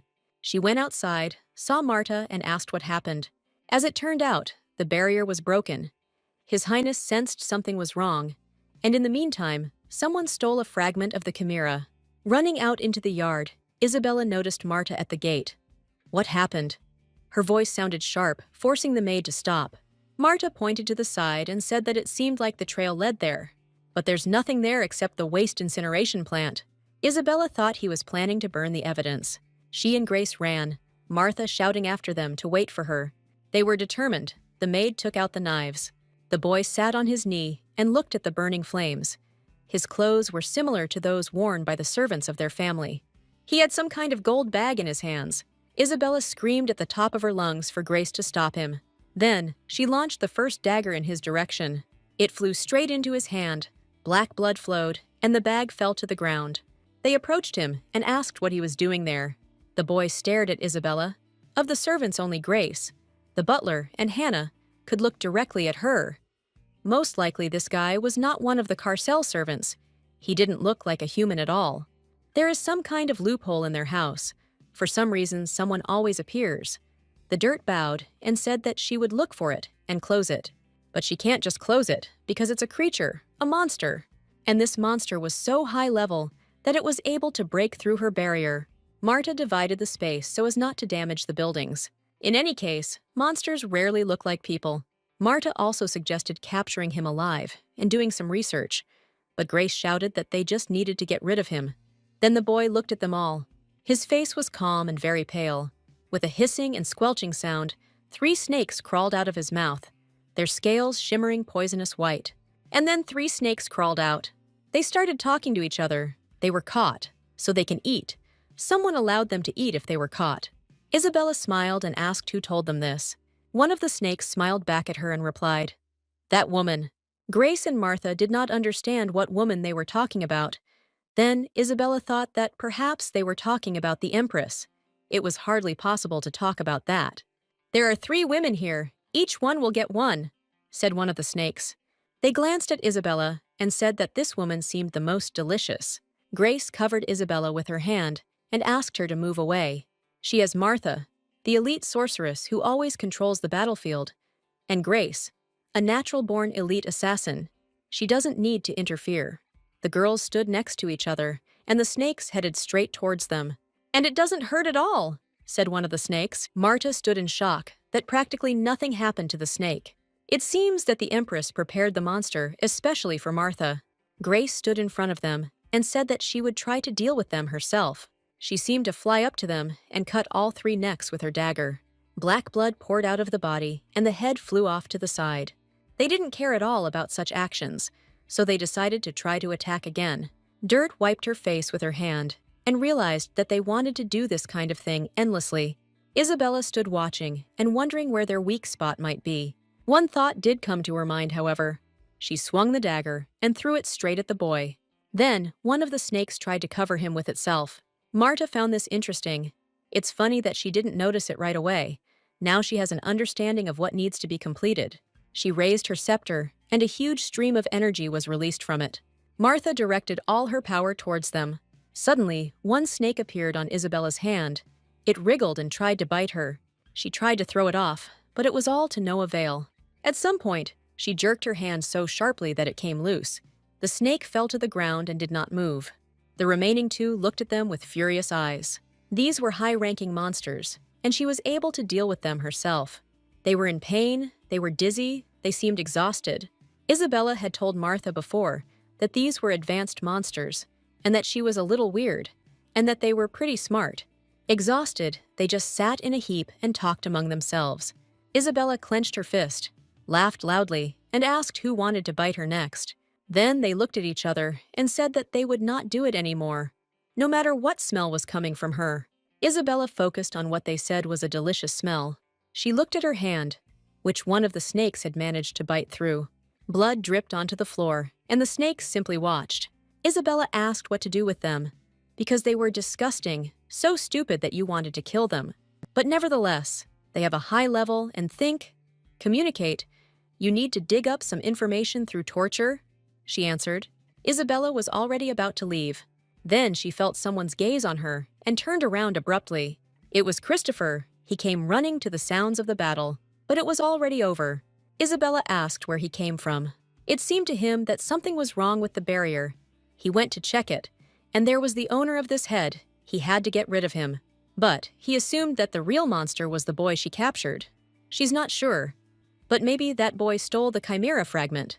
Christopher pointed his sword at him and asked why he was still alive. The boy ran up to her, fell to his knees and hugged her legs. It seemed to Christopher that she was not satisfied with just him and began to tame all the monsters. The boy continued to call her, but Isabella only asked him to shut up. Christopher noticed that she was hurt and took her hand with a very worried expression on his face. He looked at her with warmth, and there was also playfulness in his gaze. When he tried to drink her blood, she pulled her hand back and covered his mouth with her hand. At this moment, he felt very awkward. He also asked Marta to take care of everything. It was dangerous for him to stay here. When she asked if he was sure, he was silent for a second. At that moment, he thought only about Isabella and her well-being. He expected this, but he really suffers. Even in human form, first they need to determine if he is poisonous. The boy said that there was no poison in it, but if that was a lie, Grace would immediately cut off his head. So he changed his answer and said that there was. Then she came up to him and started to pat him. It was painful for him, because he had a fever and the wounds were burning badly. The boy asked the lady to save him, but he bit with his poisonous fangs. Then he promised that from that moment on, he would obey only her. Marta asked to minimize her movements and take a rest. She will quickly analyze his poison and make an antidote. Then she grabbed him by the scruff of the neck and dragged him along with her. Isabella hoped that everything would be fine, but thoughts of killing him never left her. Isabella lay in bed, completely out of strength for anything. Oliver and Grace screamed that they would just get rid of this bastard. But you can't just get rid of him. Let him send him to hell in the most painful way. She also asked them to be a little quieter. They were concerned about her well-being. Grace ran for a doctor, but Isabella simply drove them away. Now she just wants to relax. Hearing a click, she opened her eyes. It was Christopher. But how could she tell him that she was in mortal pain when he had that face? She grows dull, as if she had caught a cold. She wonders whether he is alive or not, because Oliver will not stand on ceremony with him. For now, Martha is practicing on it, but everyone knows that she will practice on it until it dies. Christopher was worried about whether she liked him, but she didn't even say that, so he said he was lying, because she protected him when he tried to kill her. They need to get information out of him, because this is all for him. Christopher was most worried that he would put her in danger, but she laughed it off and said that if anything happened, she could escape. He asked what he should do then, catch her or let her go. The sorceress was right. Because of her, he could get hurt. If he's talking about yesterday, then it wasn't that dangerous. He started talking about her blood, a huge thirst to make it his own, not leaving a single hair for anyone, from head to toe. He wants to eat it all. He apologized because he started talking like a real asshole. Christopher didn't even drink her blood, but now he's in a hurry to eat it. Maybe he is mistaken about something. Does he really think that the truth will be able to eat her? If the danger that Khan spoke of was related to his appetite, there would be no need for her to run away. That's why she suggested that they greet him with a fist right away until he came to his senses. He laughed. A beating to bring him to his senses was quite suitable for him, and he said to scold him if he didn't obey. At that moment she blushed. Christopher hoped most of all that it would be bullshit. In the end, everything goes as the sorceress said. He still doesn't know. After all, what's the point of Isabella becoming poison to him if he drinks her blood, be it appetite or anything else? He rubbed his head. The sorceress was worried about it. He told Isabella that he wanted to eat her, but he threw everything into one heap, because he meant not only literal appetite. He was clearly violently seized by dual desires, to chew Isabella whole and to be intoxicated by her. He didn't feel this way as a wolf. Christopher tensed a little as someone began to enter the room. It was Oliver. He wanted to talk. What worried him was that this time the Empress was targeting Isabella and not him. His words were true. Christopher confirmed them. He also beheaded the monster that was hunting Isabella yesterday. They're always looking for a woman, and the only women they can hunt are Martha and Isabella. Oliver believed that it was all because of him. Isabella was haunted by monsters since childhood, and she suffered. Because of this, her character changed diabolically. All she wanted was to return to normal life. He tries to convey to him that he destroyed Isabella's peaceful life. Christopher understood this without him. After meeting him, she constantly gets into trouble, but he can't let her go. He's just not capable of it. Then Oliver said that he just needed to take responsibility. Christopher looked at him in surprise, because he did not expect such words. He thought that Oliver would tell him to disappear. Even if he asked, he still would not listen. This does not mean that one should contact her more than necessary. Let her not think some nonsense. She has plenty of knights. It would be too much if the crown prince was treated like a simple knight. Christopher, that you wouldn't protect her if you had to. He put his hand on his heart and said, at the cost of his life, his gaze full of confidence in his words. Isabella has decided to go to Jito. She has a deal that cannot be missed. Oliver scratched his head and said that she would go with him. It was originally planned that it would coincide with Isabella's coming-of-age ceremony, but in such a situation, nothing could be done. Even though he will catch the eye of the Empress, he will still be the focus of her attention. Since it has come to this, now it is their turn to get on her nerves. Oliver also reminded him about the wine that Christopher promised him. He laughed and told him, "Anytime, you can drink until you burst." The boy ran into the room and shouted, "Mistress!" They exchanged glances. The boy was a little scared. Christopher grabbed him by the scruff of the neck and threw him straight into the wall. He asked him if he was going to apologize for what he did. The boy sat on his knees, his head down, and only quietly said, "I'm sorry I hurt you." This is how Isabella lives, and all the monsters apologize to her. The only monster she knows drools and throws it at her. Since it's a high-level monster, it might be useful to have it nearby. Christopher asked if now that he had done his job, he could kill him. The boy ran up and jumped right into her arms, begging her to let him live. She asked not to call him mistress, because they were enemies, but he said with tears in his eyes that they were no longer enemies, but on the same side. She had thought so before, but now she was sure that something was wrong with his ear. But that was normal, because he was still young, Martha said. She smiled and added that in human years, he was about 10 years old. Isabella felt the hair on the back of her neck rise. 10 years old. He was still just a child, flashed through her mind, and her heart sank at the thought. The boy suddenly took her hand, his fingers cold but strong. "Mistress," he whispered, and there was a strange devotion in his voice after everything he had done. He is big enough and will be able to protect her. A street shootout flashed through Isabella's mind. How could he protect me, even if he was weaker than me, she thought, but she didn't say a word out loud. Isabella put her hands on her hips and asked his name, but he had no name. She was surprised that the Empress did not give him a name. "Now his name will be Lumion," Isabella said. The boy opened his mouth, and 3 pairs of glowing red eyes stared at her from the darkness. The snakes hidden inside looked at her with curiosity. Isabella held her breath, as if expecting some kind of trick. She immediately remembered shooting rainbow snakes. The 3 snakes began to argue furiously, their hissing filling the room. "If he, Lumien, then who are we?" one asked. "That name should go to me," insisted the other. Martha and Christopher turned their heads to the side to avoid meeting her eyes. Isabella immediately realized that they weren't even going to help her. Her face darkened as she continued to listen to their argument about who would get the name. "Enough!" Isabella shouted sharply. "If they can't agree, then each of them will get what's theirs. One snake is now named Lu. The second snake got its due, M.I. The third was content with the last, N. No matter how beautiful he was, Isabella couldn't stand snakes. She turned to Lumion and asked him not to release his snakes anymore. All the snakes agreed and went back into the boy's body. Her cuteness is a drawback. First, we need to clean up. These creatures were aiming at His Highness. He wasn't okay, but there was nothing she could do about it because she cared. This is the Empress's assistant. He thinks she will have to let him go back to where he came from. It didn't matter. He was her only puppy. He just didn't like that bastard getting inside. He smiled and asked her to be nice only to him. Grace smiled, because everything turned out well. There was a knock on the door. It was Isabella. The ram was surprised that she was already okay. She decided that she had caught a cold and therefore had a good rest. He invited her in. She would have to go to Jeddo with His Highness, but he had already heard the news from her brother. Apart from the plot of the novel, she avoided Jeddo because she didn't want to get involved with the Empress. As long as she recognizes her as her enemy, nothing else matters to her. and she doesn't know when another monster will be sent to disturb her sleep.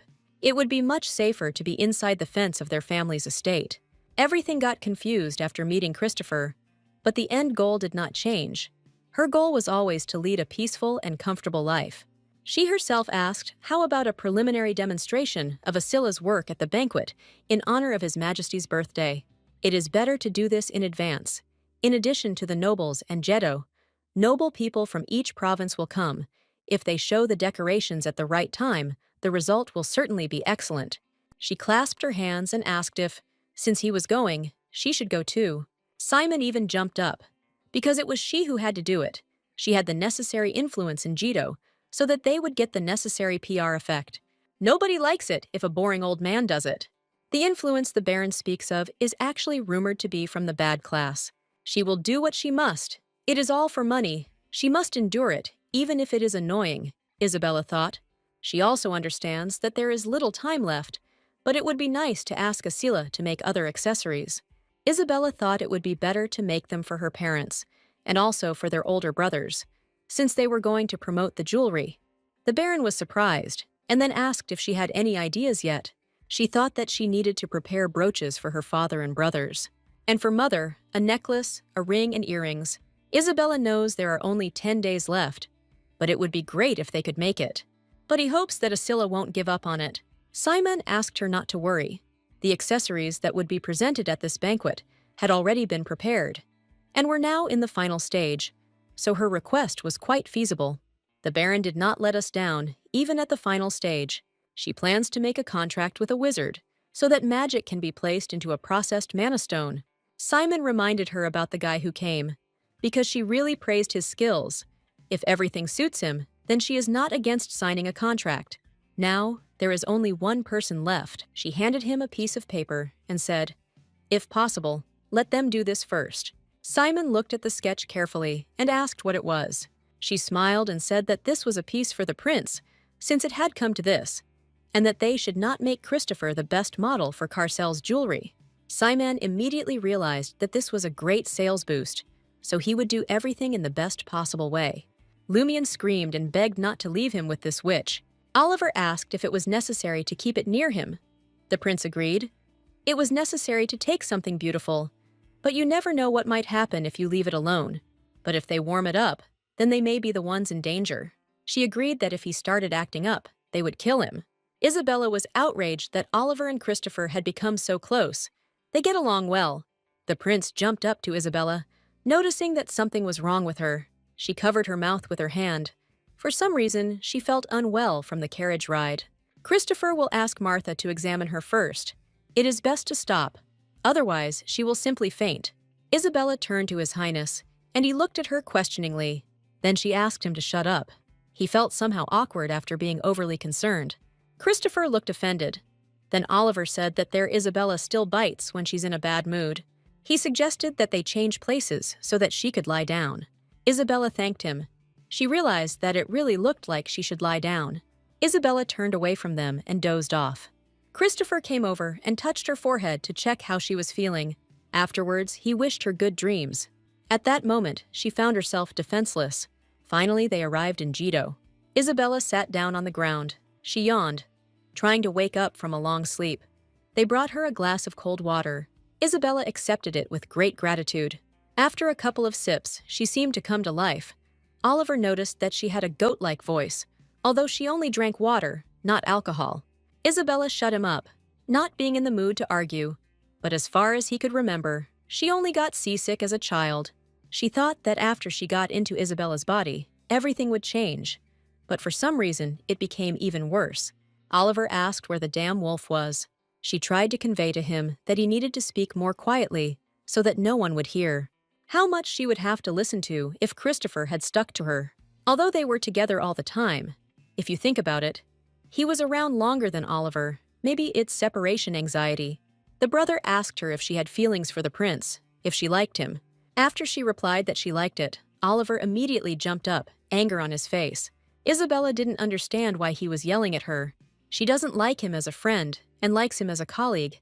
It would be good if they remained friends. Oliver asked again. Colleague. But first of all, they are colleagues. She wanted to remain friends. But the prince did not like it. He did not want to be colleagues either. But otherwise, nothing would have happened at all. She is his sister. But if he were a prince, he would throw her on his back and leave. But if not, it makes him angry. It might be that he ate alone and stayed in his room, Oliver suggested. Even though he is disgusted by it, it is very sad to hear this. Christopher looked away questioningly, holding his right shoulder. He covered his face with his hand. For some reason, he suddenly felt sad. "Welcome, Your Highness," said Isabella's brother. Yes, they hadn't seen Leonard for a long time. Then a dark-haired man appeared and said that his face was shining. It was Gale. His face always looks like he's dying. He asked emotionally if he even knew who was causing this. Isabella narrowed her eyes, wondering who this young man was. Her eyes widened as she remembered the glass ball. This is the man they were talking to. He was shouting that if the prince did not come, he would resign. Leonardo greeted Isabella and asked how the trip had gone. Oliver answered for her. He told how she got seasick and how she came back to life. Now she thought about the fact that they still had to go back home and have to go through this a second time. But she was fine, Isabella added. Christopher began to examine her. She didn't look very good. Her face was a bit pale, he said. Isabella took the stone in her hands and asked to prove it. Squeezing my hand, the stone broke into several tiny pieces. Isabella smiled, looked at Christopher, and asked if he was sure. He answered yes. He reached out and put the bracelet on her. While Milady was resting, the prince asked Martha to make it. Thanks to her, everything is just great. The bracelet had healing magic in it, so if she wore it, she would feel better. She was very happy with this gift. If she is happy, then Christopher is happy too. Oliver stroked her head. She asked him to take his hands off her before she made him bald. He was offended that she tolerated this from the prince, but shied away from his hands. While they were sorting things out, their father approached them. They hadn't seen each other for a long time. During all this time, she had grown into a real lady. He had heard from the Baron that Isabella was good at managing business. He placed his hand on her shoulder, his palm warm and heavy.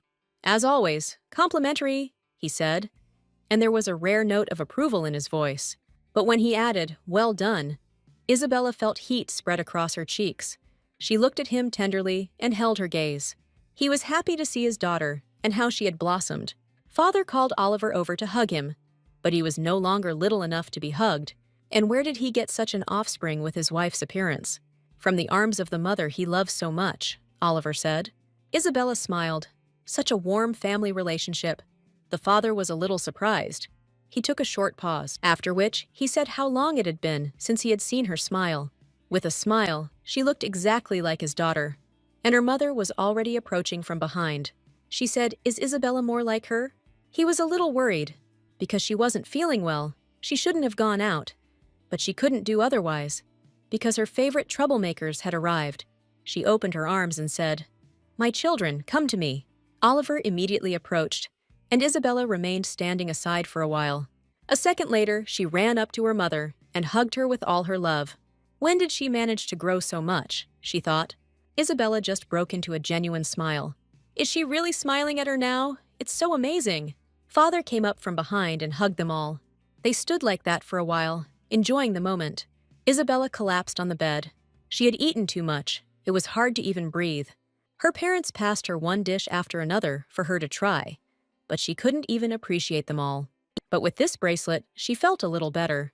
Isabella lay on her side and began to examine him, and then she realized that she envied the real Isabella.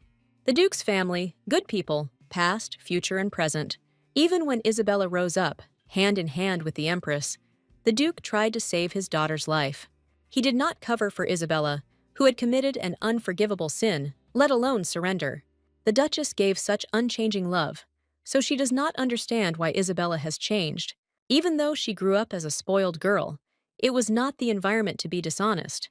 When her name was called, she screamed, swore when her body was touched. Isabella demanded many bad things. She was hopeless. She clearly remembers how she insulted everyone. But for some reason, she doesn't remember her childhood. She only has memories from the age of 10. Isabella had to cope somehow. She lay down on the floor and tried to find something under the bed. She clearly remembers that the bracelet rolled under the bed when it fell off her hand. Isabella reached out to get it. Here she found something that looked like a bracelet, but it was tied with some kind of thread. Suddenly, A storage room in the floor opened up, containing children's things. This is not Isabella's taste, although she may have liked it as a child. In addition to children's toys, she found a diary. Opening it, she began to laugh loudly. It was written there, "Oliver, an idiot, tortures her with lizards. She will definitely take revenge. The artist is bad from the word. Today, her older brother Leonardo took her. She was supposed to grow up just as big and ride him on his back." Her parents were asked who she looked like more. She answered that she looked like Leonardo's brother. She lied because her parents expected too much from her. Dad would cry if he found out, so she had to keep it a secret. Isabella seemed like too sweet a child in her diary. Maybe Isabella just hit her head one day. But one page confused her very much. It said that if she went to the palace, she would run into the Empress. She didn't want to go there. Grace looked at my lady and asked what was wrong with her beautiful face. Her skin is glowing, her eyes are lined with charcoal, and she appears to have huge bags under her eyes. She couldn't sleep for a long time, thinking about the Empress in the diary. The maid came up and asked her to come with her. They prepared a bath for her, asked her not to be afraid, because they would be kind. But she was still confused by the strange look. They grabbed her and dragged her away. She only managed to scream, "Grace, help!" But she just waved her hand and said that everything would be fine. Looking at her face in the reflection of the mirror, she had no idea what had happened. Her face seemed to glow and was like new. She thanked the maids. Suddenly, she noticed that something was wrong. Everything had changed dramatically. She is not afraid. In the duchy, everyone was trembling. But here she feels awkward, because everything is different. One of the maids asked if everything was okay with her. There was some slight worry on her face. Isabella said she was just looking back at her old self, wondering what she was like in their eyes. The maid said that she was the perfect mistress, sweet, beautiful, and even affectionate. She was the most sincere girl, be it an animal or a person. When she saw that someone was sick, she caught them all. Over time, Isabella changed a lot. Now everything is finished. The gift from Asila's workshop suited her very well. It matches perfectly. Now they can set off on their journey. Oliver asked how the bracelet was, to which Isabella replied that it was just great. Now she has experienced her older brother's power herself, but she knows that it was Eugene who did it. It was he who ordered Eugene to do it. Everything was clear to her. Isabella simply thanked him. At that moment, Oliver even blushed and shook his head a little. He took her friend, and they headed to the castle. The music was playing, and all the people slowly began to gather in the center. The two girls began to whisper. They were not very happy about Isabella's arrival because of the rumors that were circulating about her. Oliver noted that she had a bad reputation, but she wasn't the only one with a bad reputation. He looked at her and asked her not to do anything that would benefit the Empress, but she knew that even without him.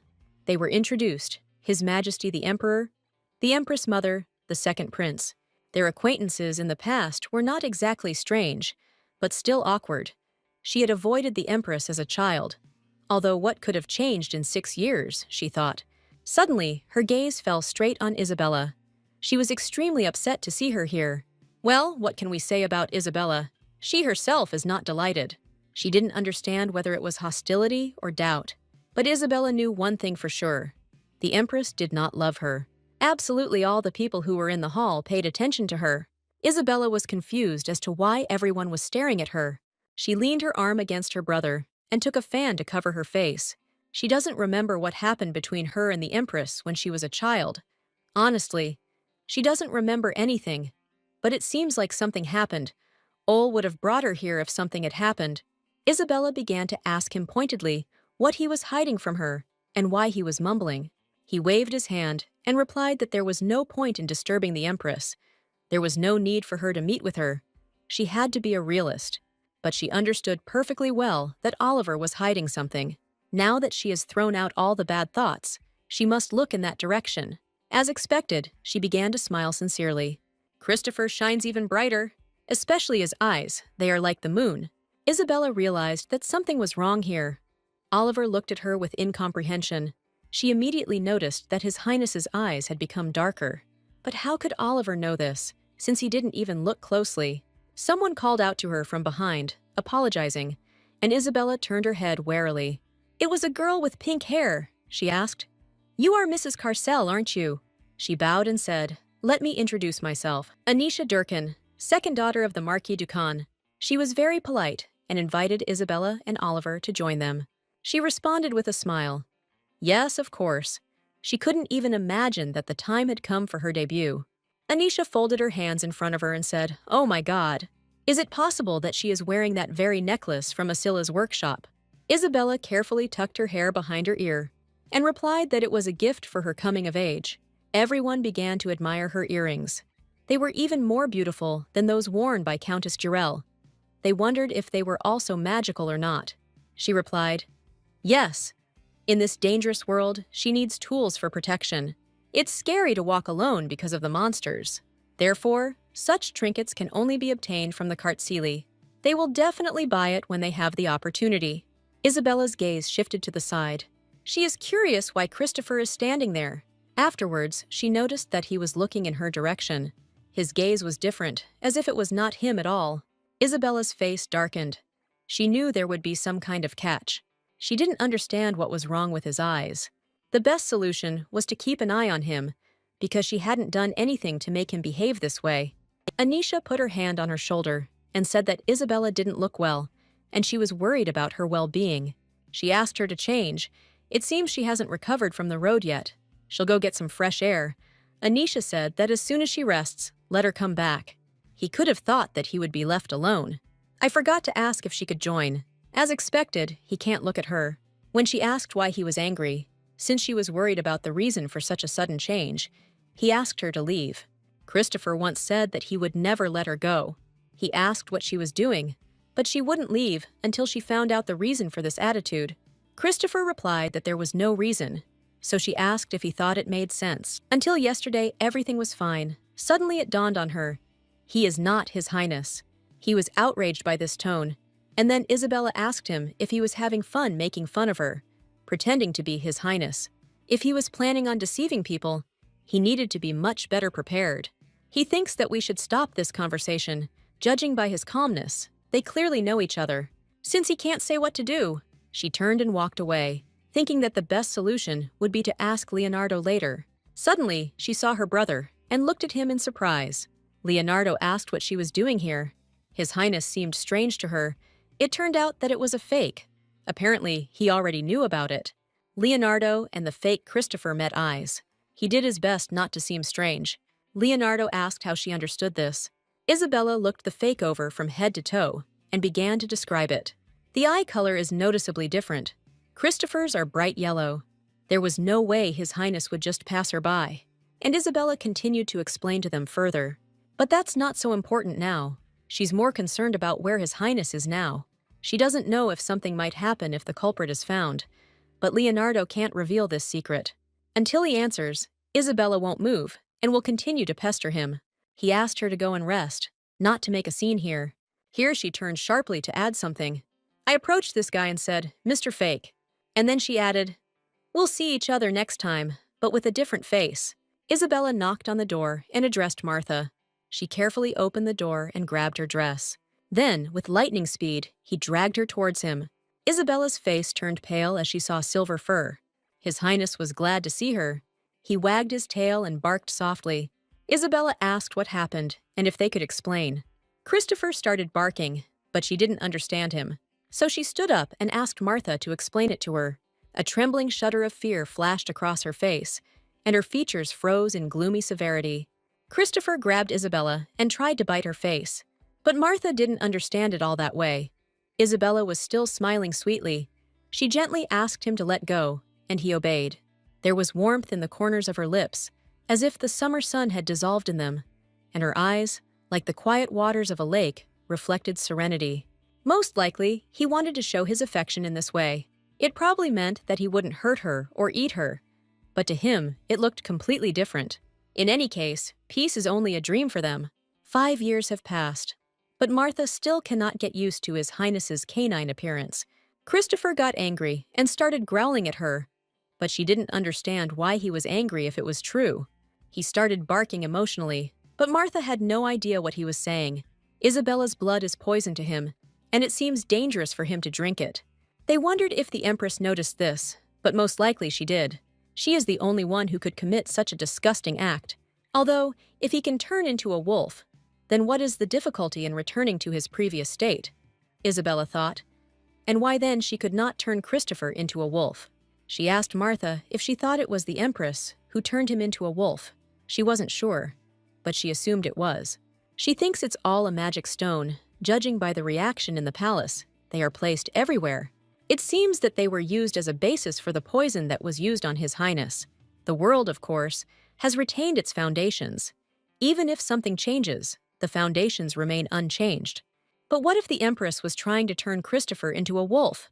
Thoughts were spinning in her head. There's no mention of this in the book, but it's possible that Hannah was the one trying to prevent this. Then it was even more dangerous. Isabella couldn't resist and hugged Christopher. This will happen again and again. Martha, of course, does not want to speak so confidently, but she cannot compare with her. Martha is apparently talking about the Empress.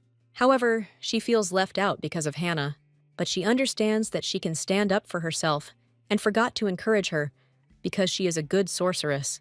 Martha's spirit was strong. She could not be broken, and she never doubted her abilities. She grabbed the door handle and said she needed to do some investigating. Martha stormed out of the room, apologizing and saying they would see each other soon. Christopher hugged her with his paws and began to lick her face. Apparently, he was trying to comfort her. She turned him over and jumped on him, saying, "He's so cute." Then she added, "Isn't it unpleasant to receive such a kiss?"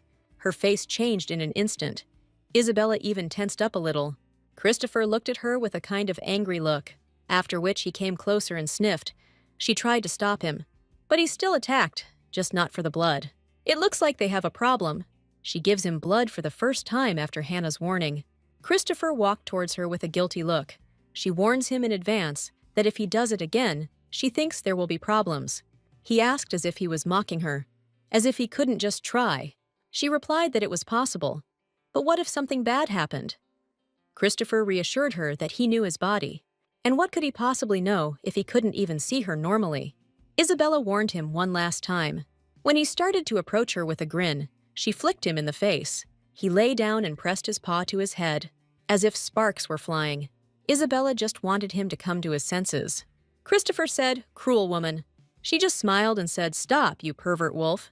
And how dare she call a young and decent man that but a decent and young man would not bring his lips so close? He was indignant because she herself allowed it. She put her hand on her chest and asked when it was. But when he kissed her, she reciprocated. Christopher mimicked her about who our cutie was, and she was surprised that he heard everything. She probably thought he was just a normal dog, but she didn't even suspect that he was conscious. He was himself until the very end, Martha heard him swear. That's why he was so determined. It turns out his mind is in the right place. Then the question arose as to why he bit her head. As it turned out, he just wanted to. Returning her mind is only half the battle. She hopes that at least something has changed for the better. She covered her mouth with her hand, looking away thoughtfully. Her lips trembled. So many conflicting thoughts fought inside. At this point, Christopher apologized, and Isabella was even a little surprised. "I shouldn't have," he said without looking up. His ears, still wolfish, flat against his head, his whole posture screaming remorse. Isabella immediately noticed this pitiful expression on his face, the same one that once made her melt and forgive him for all his pranks. So she opened her arms to hug him, and she said, "Come here," meeting him with a smile. He rushed towards her so quickly that he almost knocked her off her feet, his face glowing with happiness and his tail wagging madly, hitting the floor. They sank to the floor, and Christopher pressed himself against her. And Isabella, laughing, ran her fingers through his thick fur. And in that moment, nothing else mattered. Only this quiet, warm moment. Hannah would be horrified to see this scene. "He is dangerous," she would probably scream. To be honest, she would be lying if she said she wasn't afraid. Fear was quietly stirring somewhere deep inside, reminding her of the warnings. After Hannah's warnings, a worm of doubt settled in Isabella's soul. She could no longer look at Christopher the wolf with the same carefree trust as before. Each of his sharp fangs reminded her that he was indeed capable of biting her throat out in one motion, and her whole body tensed at the thought. But still, she can't help but believe those clear eyes. Christopher felt her heart beat fast, thinking that she was scared, but she is only a little worried, because he might bite her throat. Then he asked why she didn't run away, to which he replied that she trusted him. She really trusts him a lot. After these words, Christopher grabbed her neck. Isabella realized that he enjoyed tormenting people, but she didn't understand why he bit her throat after she trusted him, but he couldn't help himself after those words. Then she gave him an ultimatum. If he did something like that again, she would not let him near her again. Isabella began to examine her neck. She was simply horrified, because now she doesn't know how she can go out in public looking like this. If he ever returned to human form again, she would no longer wait for him at all. Anyway, they're in trouble. If Oliver sees this, he'll be really angry. She can't walk like that, so she decides to cover the wound. Someone knocked on the room. She hoped it was Martha. Another assumption was that the Empress had sent someone. She walked up to the door and put her hand on it. At that moment, she was called out. This voice seemed very familiar to her. "It's me, madam," said the girl. She asked to open her door. She was at the banquet as Christopher's partner, so Hannah's appearance was not surprising. Now that things had gone wrong, I expected that the teacher, the Lord of the Mage Tower, would be nearby. She continued to knock on the door, asking for it to be opened. Isabella looked to Christopher for advice on what to do, but he only advised her to simply open the door. What she was most worried about was that he would be caught. But Christopher wanted to ask her something. Do the main characters really meet as a rule? She ran to open the door with great enthusiasm. When Hannah entered the room, Isabella asked what happened. As if darkness were enveloping her, she carefully approached Isabella. Then she moved a strand of hair from her neck to examine it. She screamed and said that it was for this very reason that they should stay away from each other. Christopher called Isabella to him. Hannah covered it with her hand, but she didn't understand why she was hiding it. She only added that it was too dangerous, although perhaps the most dangerous person was Hannah. She sees that His Highness is too self-confident, but the curse has not yet been lifted. He had already asked her to watch her language, but she remained as stupid as she was. Then the picture formed in her head. Apparently she knows. Hannah knows that Christopher is the crown prince, and that he is cursed. She asked her when she found out. He seems to have known for a long time, Christopher said. It turns out that she knew that it was His Highness, but in fact she only found out about it today. Hannah would never have thought that the person who was cursed was the crown prince himself. They stood and seemed to be glaring at each other. Isabella stood to the side and simply watched. If everyone knew about his identity, he would hardly have that collar on. But she would have thought about it if he were human, but would not succumb to any demons. The atmosphere in the room was too tense, so Isabella addressed both of them at once. After which she screamed, "Enough!" Forgot asked how she knew and how she found them. Christopher immediately expressed his opinion. Perhaps she came in a hurry because she was afraid that he might eat her. And he hit the nail on the head. She was afraid that the young lady could end up in His Highness's stomach because of the magic that had entered the palace. She learned of their location using spatial magic. That's why she kept asking for the door to be opened. Now Isabella was interested in how she learned about magic and whether she could tell her more about it. She reached into her pocket to get something, after which she handed her the stone, which was hidden in the palace. I don't know how it happened, but there is magic inside him that brings out the monster instincts in the prince. She is very sensitive to such things, so she can understand right away. If she had managed to do it before His Highness, she could have stopped it, but she was too late. As expected, Hannah is to blame for Christopher becoming a wolf, because she was supposed to be there for him. What she was most interested in was whether there was any way to stop this and how she should act in the future.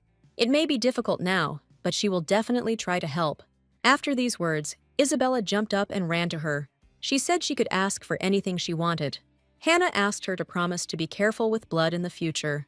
Even if he asks her to stay away from him, he still won't listen, she added.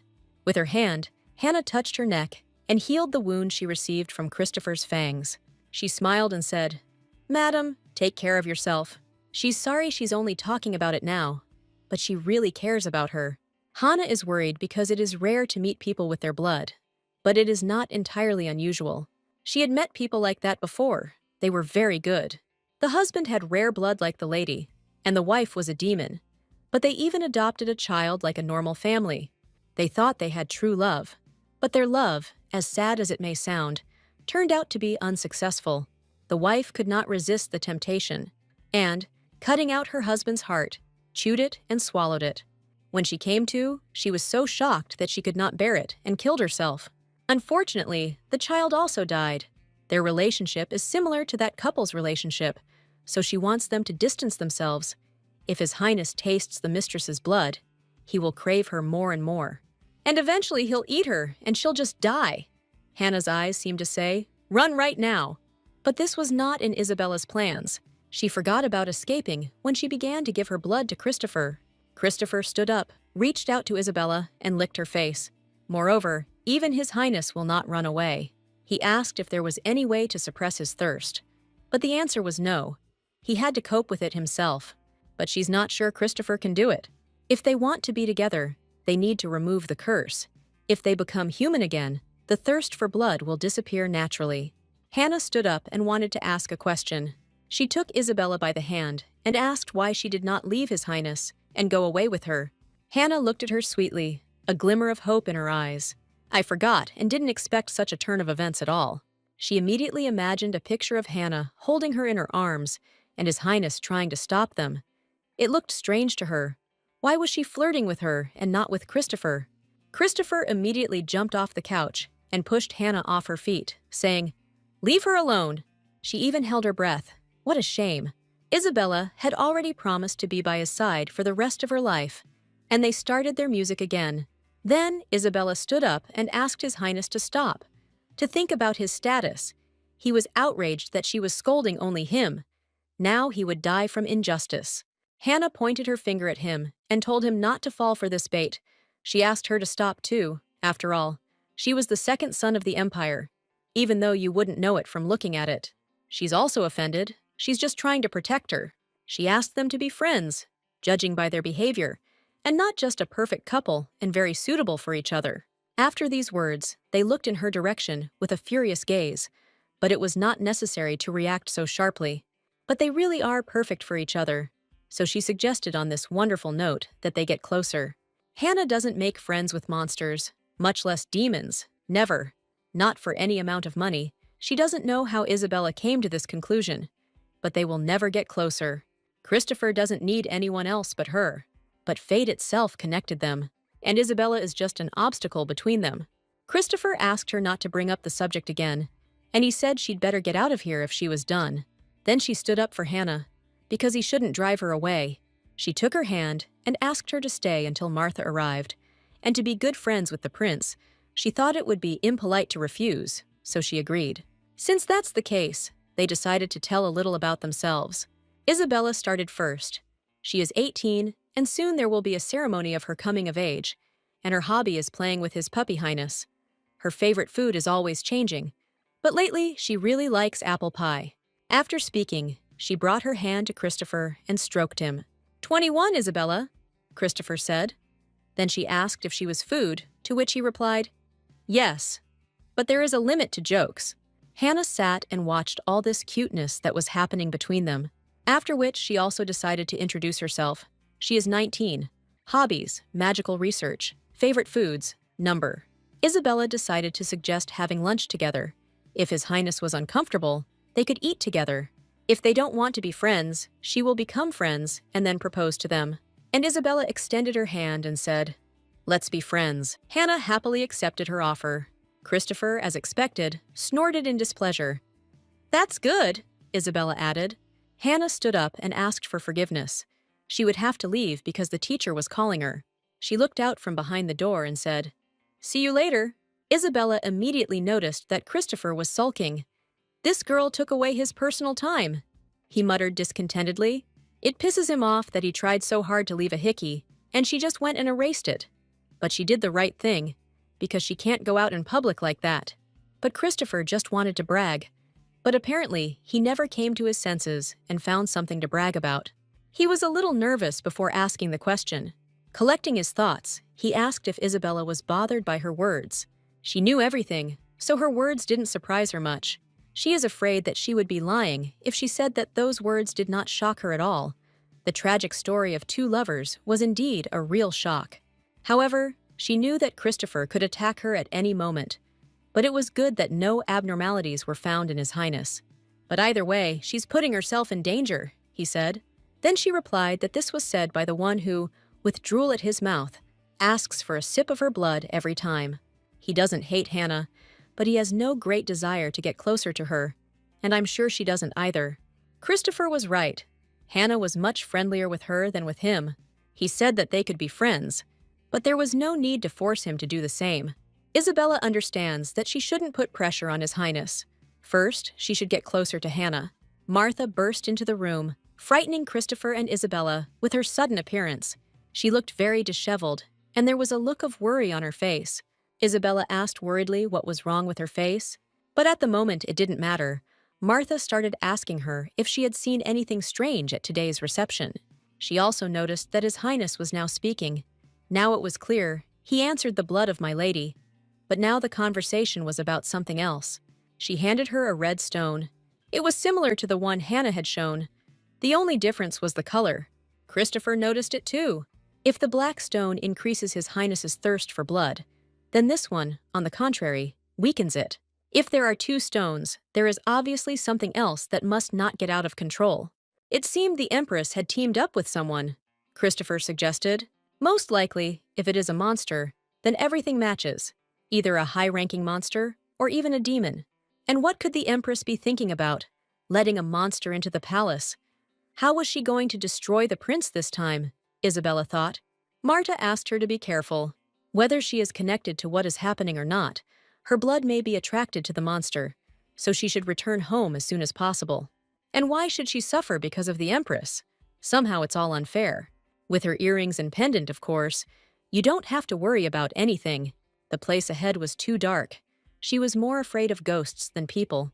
She squinted to take a closer look, worried that someone might jump out at her from the darkness. Stopping, she saw a girl in front of her. She wanted to move back so quickly that she tripped and fell. The girl who came out of the darkness recognized her. It was Lady Anisha de Crane, daughter of the Marquise de Crane, whom they met at the ceremony. Anisha gave her her hand and helped her up. She was looking for her. Their conversation was quite strange, as was her behavior. Anisha reached out to her, put her hand on her cheek, and said that she was jealous because she wanted to look like that too. It was as if she hadn't heard her at all. She was acting too strange for being drunk, Isabella thought. Anisha said it smelled good, perfume probably. Which ones do you use? She asked, her gaze both playful and crazy. Well, I forgot, I didn't know, because the maids were spraying her. This body was supposed to be hers. She reached out to her with the words, "Give it to her." Isabella immediately stepped back. The thought crossed her mind to just throw her in the break room. The guy in the hood appeared out of nowhere. He asked her to stand behind him, and he would sort it out. Anisha told him to get out, but he grabbed her mouth with all his strength. She tried to pry his hand away, but to no avail. Then the guy threw her back a few meters. He only added that she shouldn't trust just anyone, otherwise it would be all over. Next time, she needs to be the one calling for help, instead of playing the hero. Whatever it was, she found it. The girl asked if her name was Isabella Carcel, Chase's youngest daughter. Isabella nodded. Then she asked not to strain herself, because she just came as a test. Here she stopped. The smell of alcohol. Anish didn't smell like that. If she hadn't been drinking, then why? Without having time to finish her thought, the girl said that it was time for them to go. Then Hannah came up. She was told to wait, but she was worried that they would do something again. The mistress of the Magic Tower, Korea. She wondered why the legendary paper needed her, to which she replied that she, an old woman, was just around the corner from retirement. But Isabella did not understand where she was old. Even now, she could lay people down with her left hand. Korea asked if she and Hannah were friends. But they were only friends today, Isabella replied. Well, why didn't she warn me right away that she was dating a friend? Korea handed her the papers. They were money for treats. She looked like a father who throws money around in front of his children when he's drunk. It was too large a stack for pocket money. This was the scroll of that very Korea. It is most likely worth millions. A spell of movement, attack and defense. She can't believe she got all this through connections. Then she called her, and Isabella turned her gaze to her. Karia suggested that they meet once in her tower. After these words, she seemed to evaporate. Hannah offered her her hand and offered to walk her home, but she refused. The teacher told her to keep an eye on her. Then she extended her hand to her. They took each other by the arm and slowly walked towards the palace. Oliver, Leonardo, and Isabella were heading back home. Oliver asked not to assign them any more PR, otherwise he would be fired. Leonardo was of the same opinion. She asked them not to worry, because there would not be a second time. She would also have been better off giving the baton around the banquet hall. Isabella looked out the window, while her brothers discussed how one hen hadn't fallen away from Leonardo at the reception. The beautiful, bright moon illuminated her face. She remembered the meeting. On the other hand, she invited Hannah to her coming-of-age ceremony and thereby promoted her business. So all in all, it didn't go too badly. She really wanted to sleep. 100% when she met Christopher, she would be dozing off. They have a departure at 10 in the morning, so when they get home, they need to get a good night's sleep. Isabella knew that if they told Oliver now, he would throw a whole concert. Moreover, tomorrow she will be in her personal villa. If she comes, he will let himself be touched. How will she say that she succumbed to the temptation of the soft belly and tender bottom of his canine highness? Leonardo said that Isabella was going to the prince's villa. Then he asked why they needed to hide. It seemed to her that he would dissuade her from meeting with his highness, but he didn't mind, because he was the only friend she had. He gave her permission to go, but she had to return before sunset. Then Leonardo said that the trip would take 3 days, at which point he even choked on his chocolate bar. That is, she has now openly declared to him that she will spend the night outside the house and with some other guy. But in fact, not with a man, but with a wolf. The wolf is the prince, and the prince is the wolf, spending 2 nights with a wild animal in an unfamiliar place. Now he tells her not to go anywhere. That's the very reason she didn't want to say anything. Oliver also began to be indignant that Leonardo was letting her go to be torn apart by the wolf. Isabella hopes that he will calm down before arriving home. It annoyed her that he lectured her like an old man, but he only did it because he cared. Leonardo asked the butler to bring what his highness had given him, as if she could send him to the next world. But of course she could. It feels like she's completely obsessed with the guy. How can she go crazy over that shady dog? Oliver asked indignantly. She doesn't think that the person who actually planted this shady cable on her could say that. Leonardo was brought a box, which His Majesty had given him, after which he asked them to stop their empty arguments. Leonardo walked up to Oliver and handed him the box. His Highness said he would understand when he got it. I wonder what trick he was trying to pull again, Oliver thought. He fell to his knees and couldn't believe his eyes. He was so impressed that he didn't even react. The principal also asked not to refuse this gift. Isabella looked at what was in the box and thought it was just simple wine, although perhaps it just cost a lot of money. Oliver put his hand on her shoulder and with a confident face allowed her to go. Hugging the bottle, he headed towards the castle. Isabella even wondered if it was really her brother, who had just recently worked his ass off to persuade her not to go. Isabella asked Leonardo what she should tell her father, but he said with a smile on his face that she needed to talk to him, and now she needed to rest. The father will certainly listen to the words of his eldest son. Pleased, Isabella was about to go to bed, because now she could get a good night's sleep. A boy ran into the room screaming, but he was suddenly pulled back by the scruff of the neck. Grace asked where he was going without her permission. Moreover, she ordered him to keep it clean. Isabella asked not to scare him, because he is still just a child, but not a human, but a monster. She knows this very well, but his mental age is 10 years. She asked him why he was so dirty and began to wipe him with a handkerchief. He was making cookies. Then he covered his nose and said that she smelled, and that this smell discouraged anyone from coming closer. Isabella reprimanded him, because it is not polite to tell your interlocutor openly that he smells bad. She asked Grace if it really smelled like that, but Grace said no. Lumion held out his hand with cookies. This was his gift to her. He had made them himself. Of course, the cooks helped him. He wanted to eat it himself, but he held back for her sake. Grace and Isabella exchanged glances. And then they started laughing, because he is just a charmer and a huge fellow. Isabella said that she would not be home for 2 days. She leaves for His Highness's villa. While she's gone, he'll spend time with Grace. Lumion asked to take him with him. Even though he was afraid of the prince, it was much more frightening to be alone with the younger witch. But we mustn't put my lady in an awkward position. He ran up to Isabella and hid, saying that Grace was a living demon. But no, that meant no. He would have to stay home. He thought it was unfair. It looks like Lumion was seriously offended. She thought that even though he was angry, he would still see her off. Grace asked if she was sure she wanted to go alone, but Isabella told her to rest, as she trusted her more than anyone else. She also asked to make sure that Lumion didn't do anything wrong again. Isabella noticed that when she arrived at her destination, there was deathly silence. Marta offered to walk them to their quarters. She turned her head in different directions and examined the territory. Marta was extremely surprised to learn that they were coming.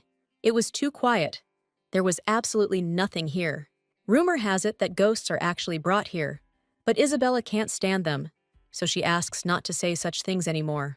Leonardo was irritated by this because he was very tired from the journey and wanted to get to his room quickly. Isabella finally reached her chambers. She was too exhausted. She took her suitcase to unpack all her things. Here, Isabella flinched because she saw some kind of hand sticking out of the suitcase, so she immediately threw it a few meters to the side. And then she climbed onto the bed, with complete horror on her face. The doll moved, and I immediately remembered all the horror films with Chucky and Annabelle. And about what Martha said, they say that ghosts really do live in this house. She took a pillow and covered herself with it, understanding that she could easily kill the doll. Half a body crawled out of the suitcase. And it even talks, Isabella noticed. Lumien is in the building, he said. How did he even get there? Isabella shouted in question, but then her face softened. She smiled and said what a clever boy he was, but she told him that it was impossible with her. But he supposedly didn't understand what she was talking about. Lumien was just playing hide and seek, and then he accidentally ended up here. You just had to see this miracle. He asked where he was now, what kind of place this was. Here a phrase slipped out from behind him. Isn't it by chance their cutie Lumien? Marta said.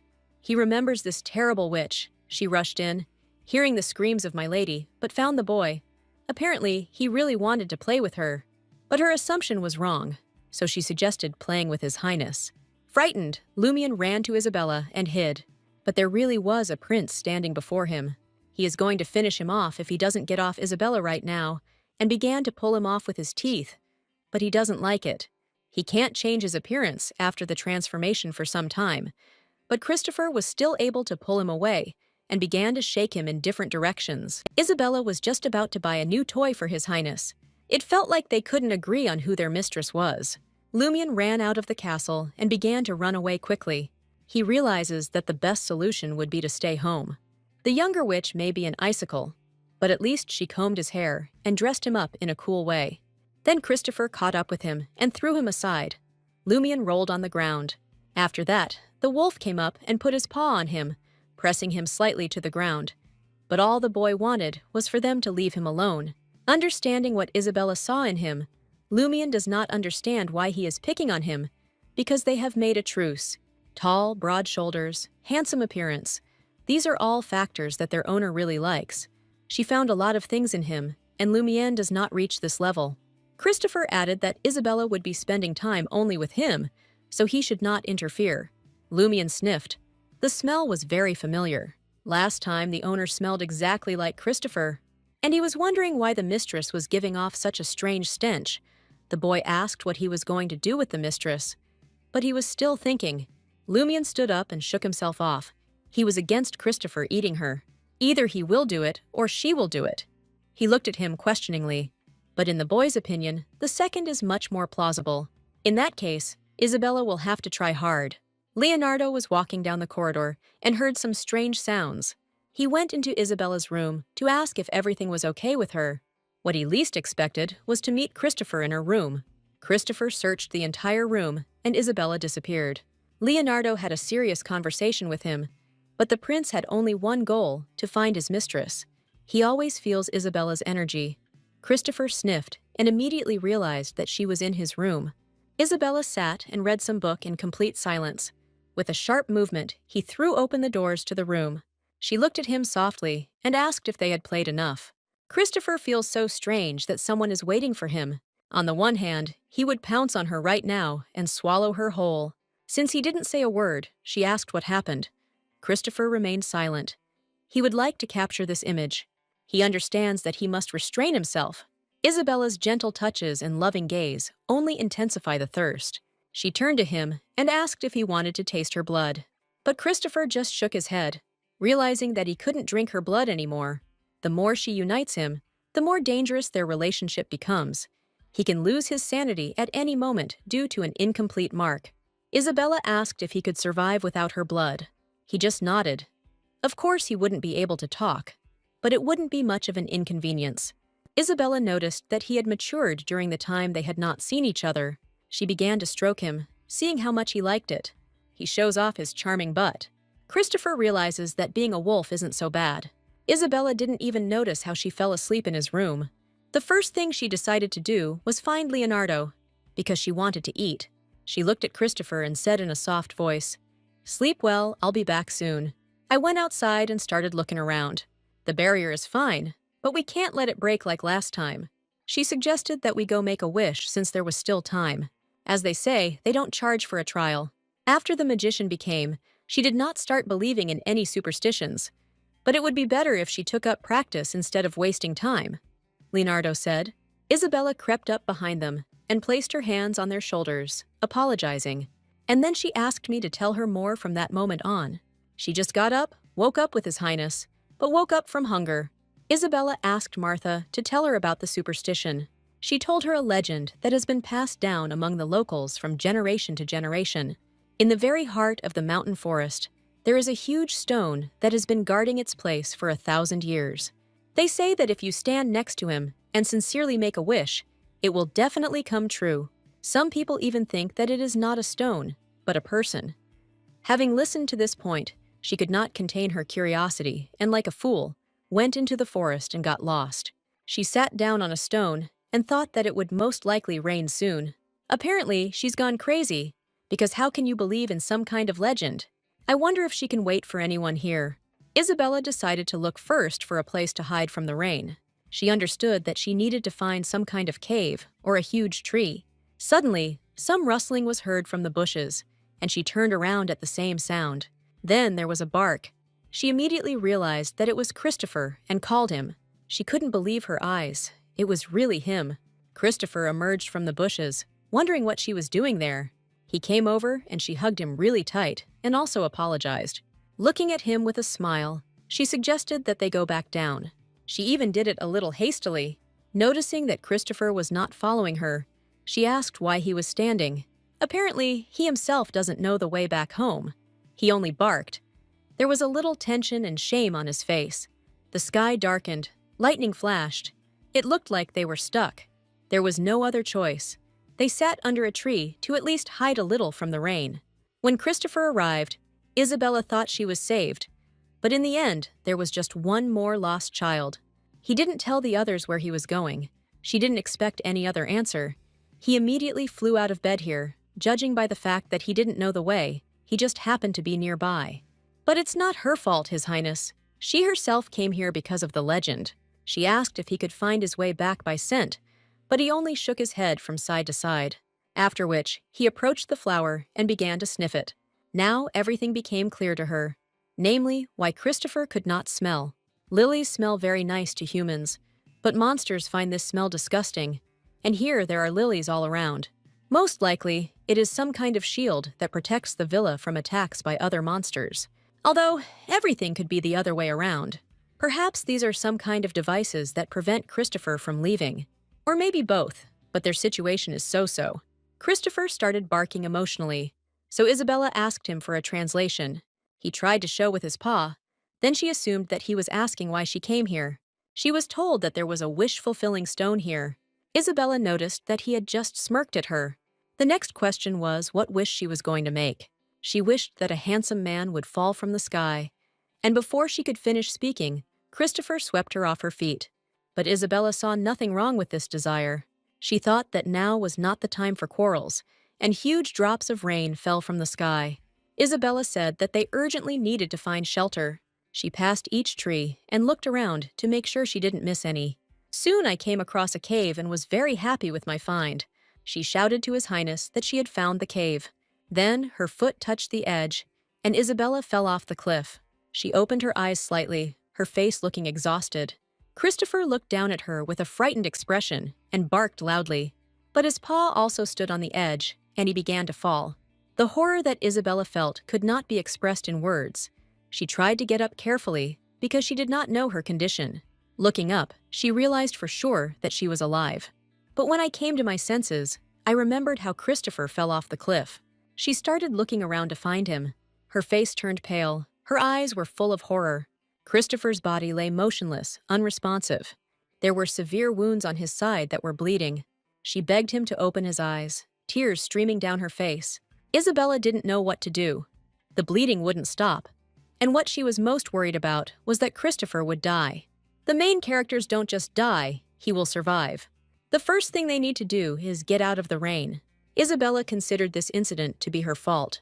If she had looked under her feet, if she had immediately gone back, realizing that she didn't know the way, everything would have been different. If I hadn't climbed the mountain at all, none of this would have happened. She begged him to forgive her. Christopher raised his head a little and looked at her. He tried to get up, but Isabella also said that he shouldn't get up. Christopher walked up to her and began to lick away her tears. She was so worried. Then she called him a fool. Because first of all, he must think and worry about himself. Isabella hates herself for hurting Christopher. Her blood is poison to him. Then she remembered that blood heals. She reached for her bag in a hurry. It can heal wounds, so she took out a dagger. With a sharp movement, Isabella made a cut on her hand, and she remembers the promise she made to Hannah that she wouldn't use her blood thoughtlessly. But at the moment, she didn't care if Christopher would go wild and attack her. Now it's not important. Every minute counts. She shouted at him to drink blood, but he turned away. Then she told him in a commanding tone to do what she said. Well, when he refused again, she shouted that she would stop him, no matter what he did. She will also do things her own way. Then she opened his mouth slightly, saying that everything was okay. Then she stuck her hand in and told him to drink a lot. Christopher started growling at her, and then he picked up speed and ran straight towards Isabella. She fell to the ground and covered her face with her hands. Christopher stared at her hand with his fangs, his eyes full of rage and ferocity. She believed in him, more than in herself, that he could do it. But Christopher didn't stop. He continued to stand in the same position. Isabella placed her hand on his torso to check the condition of the wounds. Literally, in a couple of seconds, the wounds healed. She asked him to wake up, because she doesn't want someone who hasn't recently been in the next world. But it looks like she has no other options. She had to knock him out, so the fist landed right on his face, and Christopher flew to the side. It seems like she went a little overboard with her power. She put her hand on her face and muttered how it was possible to hit a sick person with all her strength. But there was only one plus. Christopher calmed down. She looked at him tenderly and decided to let him rest a little, because when he wakes up, everything will be fine. Isabella tore the sleeve off her shirt to bandage the wound. She had absolutely no strength, but somehow managed to knock Christopher out. It was unlikely that anyone would come to their aid in such weather, so she decided to light a fire to last at least one night here. When she looked at the floor, she saw that someone had already made a fire here. Apparently, someone, like them, had had an accident. Looking deep into the cave, she thought that there might be branches left inside from previous lost ones. She lit a match to light her way a little. After looking around a bit, Isabella broke into a smile. Indeed, there were several branches lying on the floor. She needed to light a fire quickly. She collected them one by one. Looking closely, she noticed something strange.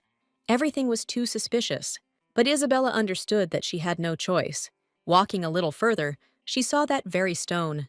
This was the cause of all her suffering. It was obvious that no smart guy would find the stone in this place. But be that as it may, she folded her hands in front of her and tried to make a wish. She will be too upset if she ends up not making a wish. The most important one is that Christopher wakes up safe and sound. She also asks for her hand to heal. Another wish was that they would be saved after all. She made a wish to resolve all the mess that happened because of her. After standing there for a couple more minutes, she decided it was time to go back. When I turned around, I slipped on a stone. It was not a day, but a mess. She looked at the water, and for a second was as if in a stupor. Her sleeve was floating a meter away from her. Probably when she fell, the bandage came undone. Isabella was worried that she might catch some kind of infection here. But when she looked at her hand, she saw that there was not a single scratch on it. She didn't understand how this was possible. She didn't have such abilities. It looks like her wish really did come true. Then, with a confident face, she folded her hands in front of her and said, "Please throw me a handsome guy." But it seems that the stone did not fulfill such wishes. Then, out of nowhere, a man appeared, holding a shining sword in one hand. It was an old man, with long hair and a thick beard, which was braided into a pigtail.